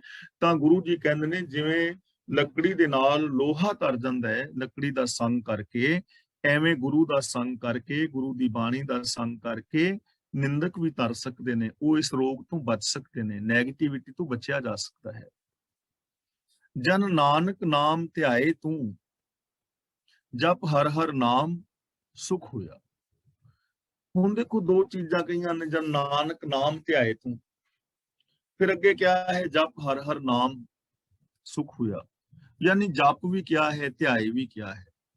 ਤਾਂ ਜਿੱਥੇ ਜਪ ਸ਼ਬਦ ਆਵੇ, ਧਿਆਏ ਆਵੇ, ਸਿਮਰ ਆਵੇ, ਉਹਨਾਂ ਸਾਰਿਆਂ ਦਾ ਮਤਲਬ ਹੁੰਦਾ ਹੈ ਅਮਲ ਕਰਨਾ, ਤੇ ਨਾਮ ਦਾ ਮਤਲਬ ਹੈ ਹੁਕਮ। ਜਨ ਨਾਨਕ ਨਾਮ ਧਿਆਏ ਤੂੰ, ਕਿ ਐ ਮੇਰੇ ਮਨਾ, ਤੂੰ ਨਾਮ ਨੂੰ ਆਪਣੇ ਧਿਆਨ ਵਿੱਚ ਰੱਖ, ਹੁਕਮ ਨੂੰ, ਇਹ ਗੱਲ ਆਪਣੇ ਧਿਆਨ ਵਿੱਚ ਬਿਠਾ ਲੈ ਕਿ ਹੁਕਮ ਰਜ਼ਾਈ ਚੱਲਣਾ। ਨਾਨਕ ਲਿਖਿਆ ਨਾਲ ਕਿ ਮੈਂ ਹੁਕਮ ਵਿੱਚ ਤੁਰਨਾ ਹੈ। ਸਾਰੀ ਸ੍ਰਿਸ਼ਟੀ ਹੁਕਮ ਵਿੱਚ ਕੰਮ ਕਰ ਰਹੀ ਹੈ, ਹੁਕਮ ਤੋਂ ਬਾਹਰ ਕੁਝ ਨਹੀਂ ਹੈ। ਜਪ ਹਰ ਹਰ, ਜਪ ਦਾ ਮਤਲਬ ਜਾਣ ਸਮਝ, ਉਹਦੇ ਨਾਲ ਜਾਣ ਪਹਿਚਾਨ ਬਣਾ। ਜਪ ਦਾ ਮਤਲਬ ਜਾਣ, ਉਹਨੂੰ ਵੇਖ, ਇੰਪਲੀਮੈਂਟ ਕਰ। ਜਪ ਹਰ ਹਰ, ਹਰੀ ਨੂੰ ਜਾਣ। ਹਰ ਸ਼ਬਦ ਹੀ ਇਸ ਕਰਕੇ ਵਰਤਿਆ ਹੈ ਕਿ ਉਹ ਹਰ ਥਾਂ ਤੇ ਹੈ, ਹਰ ਥਾਂ ਤੇ ਉਹਨੂੰ ਵੇਖ, ਹਰ ਥਾਂ ਤੇ ਗੁਣਾਂ ਨੂੰ ਅਨੁਭਵ ਕਰ, ਹਰ ਥਾਂ ਤੇ ਗੁਣਾਂ ਦਾ ਧਾਰਨੀ ਹੋ। ਉਹ ਹਰ ਇੱਕ ਥਾਂ ਤੇ ਹੈ, ਹਰ ਇੱਕ ਦੇ ਵਿੱਚ ਹੈ। ਉਹ ਹਰ ਇਸ ਕਰਕੇ ਹੈ ਕਿ ਉਹ ਹਰ ਇੱਕ ਦਾ ਹੈ। ਰੱਬ ਕਿਸੇ ਦੇ ਪਿਓ ਦੀ ਪ੍ਰੋਪਰਟੀ ਨਹੀਂ ਹੈ। ਗੁਰੂ ਜੀ ਕਹਿੰਦੇ ਨੇ ਆਪਨ ਬਾਪੈ ਨਾਹੀ ਕਿਸੇ ਕੋ, ਭਾਵਨ ਕੋ ਹਰ ਰਾਜਾ। ਬਾਪੇ ਦਾ ਮਤਲਬ ਬਾਪ, ਰੱਬ ਕਿਸੇ ਦੇ ਪਿਓ ਦਾ ਨਹੀਂ। ਜਿਵੇਂ ਅਸੀਂ ਕਹਿੰਦੇ ਨਾ ਵੀ ਗਲੀ ਚੋਂ ਨਾ ਲੰਘ, ਤੇ ਅਸੀਂ ਕਹਿੰਦੇ ਗਲੀ ਤੇਰੇ ਪਿਓ ਦੀ ਨਹੀਂ, ਗਲੀ ਸਾਂਝੀ ਹੈ। ਐਵੇਂ ਰੱਬ ਕਿਸੇ ਦੇ ਪਿਓ ਦਾ ਨਹੀਂ। ਆਪਨ ਬਾਪੇ ਨਾਹੀ ਕਿਸੇ ਕੋ, ਭਾਵਨ ਕੋ ਹਰ ਰਾਜਾ। ਉਹ ਤਾਂ ਸਾਰਿਆਂ ਦਾ ਪਿਆਰ ਕਰਦਾ ਹੈ, ਸਾਰਿਆਂ ਦੇ ਨਾਲ ਜਿਹੜਾ ਵੀ ਪਿਆਰ ਕਰੇ ਉਹਦਾ ਹੈ। ਰੱਬ ਕਿਸੇ ਦੀ ਪ੍ਰੋਪਰਟੀ ਨਹੀਂ ਕਿ ਕੌਣ ਮੰਨ ਸਕਦਾ ਤੇ ਕੌਣ ਨਹੀਂ ਮੰਨ ਸਕਦਾ। ਰੱਬ ਹਰ ਇੱਕ ਲਈ ਹੈ। ਇਹ ਨਹੀਂ ਕਿ ਬਾਣੀ ਸਿਰਫ ਭਾਈਆਂ ਗ੍ਰੰਥੀਆਂ ਨੇ ਪੜ੍ਹਨੀ ਹੈ, ਸਾਰਿਆਂ ਲਈ, ਸਾਰੇ ਇਹਦੇ ਤੇ ਅਮਲ ਕਰਨਾ, ਸਾਰਿਆਂ ਨੇ ਅਮਲ ਕਰਨਾ ਹੈ। ਹਰ ਹਰਿਆਂ ਕਰਨ ਵਾਲਾ ਹੈ, ਸਾਨੂੰ ਨੈਗੇਟਿਵ ਤੋਂ ਪੋਜ਼ਿਟਿਵ ਕਰਨ ਵਾਲਾ ਹੈ। ਨਾਨਕ ਨਾਮ ਮਿਲੇ ਤਾਂ ਜੀਵਾਂ, ਤਨ ਮਨ ਥੀਵੇ ਹਰਿਆ। ਇਸ ਲਈ ਗੁਰੂ ਜੀ ਕਹਿੰਦੇ ਨੇ ਉਸ ਹਰੀ ਨੂੰ ਜਾਣ, ਉਹਨੂੰ ਸਮਝ, ਹਰ ਥਾਂ ਤੇ ਅਨੁਭਵ ਕਰ। ਨਾਮ ਸੁਖ ਹੋਇਆ, ਨਾਮ ਦੇ ਮੰਮੇ ਨਾਲ ਸਿਹਾਰੀ ਹੈ। ਨਾਮ ਵਿੱਚ, ਨਾਮ ਰਾਹੀਂ, ਹੁਕਮ ਵਿੱਚ ਤੁਰਿਆ ਸੁਖ ਹੁੰਦਾ ਹੈ। ਜੇ ਹੁਕਮ ਵਿੱਚ ਤੁਰੇਗਾ, ਰਜਾ ਵਿੱਚ ਚੱਲੇਗਾ, ਤਾਂ ਤੇਰੀ ਜ਼ਿੰਦਗੀ ਦੇ ਅੰਦਰ ਸੁਖ ਹੋਏਗਾ। ਪਰ ਦੇਖੋ, ਜੇ ਅਸੀਂ ਇਹਨਾਂ ਨੂੰ ਆਪਣੇ ਘਰ ਪਰਿਵਾਰ ਵਿੱਚ ਲਾ ਕੇ ਵੇਖੀਏ ਤਾਂ ਘਰ ਪਰਿਵਾਰ ਦੇ ਸੁੱਖਾਂ ਦੇ ਕੁਝ ਨਿਯਮ ਨੇ ਨਾ। ਵੱਡਿਆਂ ਦਾ ਸਤਿਕਾਰ, ਹਮ ਉਮਰ ਨਾਲ ਪਿਆਰ, ਨਿੱਕਿਆਂ ਦੇ ਨਾਲ ਸਨੇਹ, ਘਰ ਦਾ ਕੋਈ ਸਾਂਝਾ ਗੋਲ ਬਣਾ ਕੇ ਉਸ ਗੋਲ ਮੁਤਾਬਕ ਜ਼ਿੰਦਗੀ ਜੀਣੀ, ਇੱਕ ਦੂਜੇ ਦੇ ਵਿਸ਼ਵਾਸ ਦੇ ਪਾਤਰ ਬਣਨਾ, ਤਾਂ ਹੀ ਘਰ ਵਿੱਚ ਸੁੱਖ ਹੋਏਗਾ ਨਾ। ਇਹ ਨਿਯਮ ਹੈ। ਤੇ ਜੇ ਇਸ ਨਿਯਮ ਨੂੰ ਕੋਈ ਤੋੜੇਗਾ ਤਾਂ ਉਹ ਆਪ ਵੀ ਪਰੇਸ਼ਾਨ ਹੋਏਗਾ, ਦੂਜਿਆਂ ਨੂੰ ਵੀ। ਘਰਾਂ ਦੇ ਵਿੱਚ ਇੱਕ ਇੱਕ ਜੀ ਕਈ ਵਾਰ ਐਸਾ ਜੰਮ ਪੈਂਦਾ, ਉਹ ਸਾਰੇ ਪਰਿਵਾਰ ਦਾ ਬੇੜਾ ਕਰ ਦਿੰਦਾ। ਤੇ ਜਿੱਥੇ ਸਾਰੇ ਪਰਿਵਾਰ ਦੀ ਜੀ ਐਸੇ ਹੁਣ, ਉੱਥੋਂ ਦਾ ਕੀ ਹਾਲ ਬਣੇਗਾ। ਇਸ ਲਈ ਗੁਰੂ ਜੀ ਕਹਿੰਦੇ ਨੇ, ਤੂੰ ਪ੍ਰਭੂ ਦੇ ਹੁਕਮ ਦੇ ਅੰਦਰ ਆਪਣਾ ਧਿਆਨ ਧਰ, ਆਪਣੇ ਧਿਆਨ ਵਿੱਚ ਇਹ ਚੀਜ਼ ਵਸਾ, ਆਪਣੀ ਸੁਰਤ ਵਿੱਚ ਵਸਾ, ਆਪਣੀ ਸੋਚ ਵਿੱਚ ਇਹ ਚੀਜ਼ ਵਸਾ ਕਿ ਰੱਬੀ ਹੁਕਮ ਵਿੱਚ ਰਹਿਣਾ ਹੈ, ਨਿਯਮਾਵਲੀ ਦੇ ਵਿੱਚ ਤੁਰਨਾ ਹੈ, ਗੁਰਬਾਣੀ ਮੁਤਾਬਕ ਜ਼ਿੰਦਗੀ ਜੀਣੀ ਹੈ। ਜਪ ਦਾ ਮਤਲਬ ਉਹਨੂੰ ਜਾਣ, ਰੱਬ ਨੂੰ ਹਰ ਥਾਂ ਤੇ ਜਾਣ, ਉਹਨੂੰ ਸਮਝ, ਉਹਦੇ ਨਾਲ ਜਾਣ ਪਛਾਣ ਬਣਾ। ਨਾਮ ਸੁਖ ਹੋਇਆ, ਹੁਕਮ ਦੇ ਅੰਦਰ ਚੱਲਿਆ, ਤੇਰੀ ਜ਼ਿੰਦਗੀ ਦੇ ਅੰਦਰ ਸੁਖ ਪੈਦਾ ਹੋ ਜਾਏਗਾ। ਜੇਕਰ ਨਾਮ ਨਾਲ, ਹੁਕਮ ਦੇ ਨਾਲ ਨਹੀਂ ਜੁੜਿਆ ਤਾਂ ਜੀਵਨ ਦੇ ਅੰਦਰ ਸੁਖ ਨਹੀਂ ਹੋ ਪਾਏਗਾ। ਇਸ ਲਈ ਜ਼ਰੂਰੀ ਹੈ ਕਿ ਅਸੀਂ ਹੁਕਮ ਦੇ ਨਾਲ ਜੁੜ ਸਕੀਏ। ਅਗਲਾ ਸ਼ਲੋਕ ਸਾਹਿਬ ਸ੍ਰੀ ਗੁਰੂ ਰਾਮਦਾਸ ਜੀ ਦਾ ਹੈ, ਮਹਿਲਾ ਚੌਥਾ। ਵੱਡ ਭਾਗੀਆਂ ਸੁਹਾਗਣੀ ਜਿਨ੍ਹਾਂ ਗੁਰਮੁਖ ਮਿਲਿਆ ਹਰ ਰਾਏ। ਇਹ ਸ਼ਲੋਕ ਵਾਰਾਂ ਤੇ ਵਧੀਕ ਵਿੱਚ ਆਦਿ ਸ੍ਰੀ ਗੁਰੂ ਗ੍ਰੰਥ ਸਾਹਿਬ ਜੀ ਦੇ ਅੰਗ 1421 ਤੇ ਵੀ ਆਉਂਦਾ ਹੈ ਸੇਮ ਸ਼ਲੋਕ ਗੁਰੂ ਰਾਮਦਾਸ ਜੀ ਦਾ। ਵੱਡ ਭਾਗੀਆਂ ਸੁਹਾਗਣੀ ਜਿਨ੍ਹਾਂ ਗੁਰਮੁਖ ਮਿਲਿਆ ਹਰ ਰਾਏ। ਗੁਰਮੁਖ ਦਾ ਮਤਲਬ ਗੁਰੂ ਦੇ ਜ਼ਰੀਏ। ਜਿਨ੍ਹਾਂ ਜੀਵ ਇਸਤਰੀਆਂ ਨੂੰ ਗੁਰੂ ਦੇ ਜ਼ਰੀਏ ਪ੍ਰਭੂ ਮਿਲ ਪਿਆ ਹੈ, ਵੱਡ ਭਾਗੀਆਂ ਸੁਹਾਗਣੀ, ਉਹ ਵੱਡੇ ਭਾਗਾਂ ਵਾਲੀਆਂ ਨੇ, ਉਹ ਸੁਹਾਗ ਭਾਗ ਵਾਲੀਆਂ ਨੇ, ਉਹਨਾਂ ਦਾ ਜੀਵਨ ਸੁਹਾਵਣਾ ਹੈ, ਉਹ ਸੁਹਾਗ ਭਾਗ ਵਾਲੀਆਂ ਨੇ। ਜਿਵੇਂ ਅਸੀਂ ਕਹਿੰਦੇ ਨਾ ਸਦਾ ਸੁਹਾਗਣ, ਵੀ ਸਦਾ ਸੁਹਾਗਵੰਤੀ ਹੋ ਔਰਤਾਂ ਨੂੰ ਦਿੱਤਾ ਜਾਂਦਾ ਹੈ, ਆਸ਼ੀਰਵਾਦ ਲੋਕ ਦਿੰਦੇ ਨੇ ਨਾ। ਪਰ ਅਜੀਬ ਜੀ ਗੱਲ ਹੈ, ਜਦੋਂ ਔਰਤ ਨੂੰ ਦਿੱਤਾ ਜਾਂਦਾ ਨਾ ਵਰ, ਜਾਂ ਮਤਲਬ ਵਾਰ ਕਹਿ ਰਿਹਾ ਵਾਂ, ਅਸ਼ੀਸ਼, ਕਿ ਸੁਹਾਗ ਭਾਗ ਵਾਲੀ ਹੋ, ਤੇ ਅਸਲੀ ਉਹਨੂੰ ਕਿਹਾ ਜਾ ਰਿਹਾ ਹੈ ਵੀ ਤੇਰਾ ਪਤੀ ਜਿਉਂਦਾ ਰਹੇ, ਤੂੰ ਮਰਨਾ ਬੇਸ਼ੱਕ ਮਰ ਜਾ, ਵੀ ਸਦਾ ਸੁਹਾਗਣ ਰਹੋ। ਖੈਰ ਵੱਖਰਾ ਟੌਪਿਕ ਹੈ। ਫਿਰ ਵੀ ਸਦਾ ਸੁਹਾਗਣ ਰਹੋ ਦਾ ਮਤਲਬ ਜਦੋਂ ਤੱਕ ਜਿਉਂਦੀ ਰਹੇਗੀ ਤੇਰੇ ਸਿਰ ਦੇ ਉੱਤੇ ਸਾਈਂ ਜਿਉਂਦਾ ਰਹੇ। ਤਾਂ ਗੁਰੂ ਜੀ ਇੱਥੇ ਕਹਿੰਦੇ ਨੇ ਉਹ ਜੀਵ ਵੱਡੇ ਭਾਗਾਂ ਵਾਲੇ ਨੇ, ਉਹ ਸੁਹਾਗ ਭਾਗ ਵਾਲੇ ਨੇ, ਜਿਨ੍ਹਾਂ ਨੂੰ ਗੁਰੂ ਦੇ ਜ਼ਰੀਏ ਪ੍ਰਭੂ ਮਿਲ ਪੈਂਦਾ, ਜੋ ਰੱਬ ਦੇ ਅੰਦਰ ਲੀਨ ਹੋ ਜਾਂਦਾ। ਤਾਂ ਜੇ ਅਸੀਂ ਵੀ ਸदैवी ਸੁਖ ਚਾਹੁੰਦੇ ਹਾਂ ਤਾਂ ਸਾਨੂੰ ਇਥੋਂ ਜੀਣ ਲਈ ਇਹ ਢੰਗ ਮਿਲ ਰਿਹਾ ਕਿ ਅਸੀਂ ਵੀ ਗੁਰੂ ਦੇ ਜ਼ਰੀਏ ਰੱਬ ਵਿੱਚ ਮਿਲ ਜਾਈਏ, ਰੱਬੀ ਗੁਣਾਂ ਦੇ ਅੰਦਰ ਆਪਣੀ ਸੁਰਤ ਨੂੰ ਮਿਲਾ ਦਈਏ। ਤੇ ਉਹਨਾਂ ਦਾ ਕੀ ਹੁੰਦਾ ਹੈ, ਅੰਤਰ ਜੋਤ ਪ੍ਰਗਾਸੀਆ ਨਾਨਕ ਨਾਮ ਸਮਾਏ। ਨਾਮ ਵਿੱਚ ਜੋ ਸਮਾ ਜਾਂਦੇ ਨੇ, ਨਾਮ ਦੇ ਅੰਦਰ ਸਮਾ ਜਾਂਦੇ ਨੇ, ਯਾਨੀ ਹੁਕਮ ਦੇ ਅੰਦਰ ਸਮਾ ਜਾਂਦੇ ਨੇ, ਯਾਨੀ ਜੋ ਹੁਕਮ ਅਨੁਸਾਰ ਜ਼ਿੰਦਗੀ ਜੀਂਦੇ ਨੇ, ਅੰਤਰ ਜੋਤ ਪ੍ਰਗਾਸੀਆ, ਉਹਨਾਂ ਦੇ ਅੰਦਰ ਪ੍ਰਭੂ ਦੀ ਜੋਤ ਪ੍ਰਗਟ ਹੋ ਜਾਂਦੀ, ਉਹਨਾਂ ਦੇ ਅੰਦਰ ਰੱਬੀ ਗੁਣ ਪੈਦਾ ਹੋ ਜਾਂਦੇ, ਉਹ ਰੱਬ ਦਾ ਰੂਪ ਹੋ ਜਾਂਦੇ ਨੇ। ਉਹਨਾਂ ਦੇ ਬੋਲਾਂ ਵਿੱਚ, ਉਹਨਾਂ ਦੇ ਸੁਭਾਅ ਅੰਦਰ, ਉਹਨਾਂ ਦੇ ਬਿਹੇਵੀਅਰ ਦੇ ਅੰਦਰ ਸਾਰੇ ਰੱਬੀ ਗੁਣ ਆ ਜਾਂਦੇ ਨੇ। ਉਹਨਾਂ ਦੇ ਅੰਦਰੋਂ ਹੀ ਜੋਤ ਪ੍ਰਕਾਸ਼ਿਤ ਹੋ ਜਾਂਦੀ, ਉਹ ਆਪਣੇ ਅੰਦਰ ਹੀ ਵਸਦੇ ਪ੍ਰਭੂ ਨੂੰ ਵੇਖ ਲੈਂਦੇ ਨੇ, ਗੁਣ ਸਰੂਪ ਨੂੰ।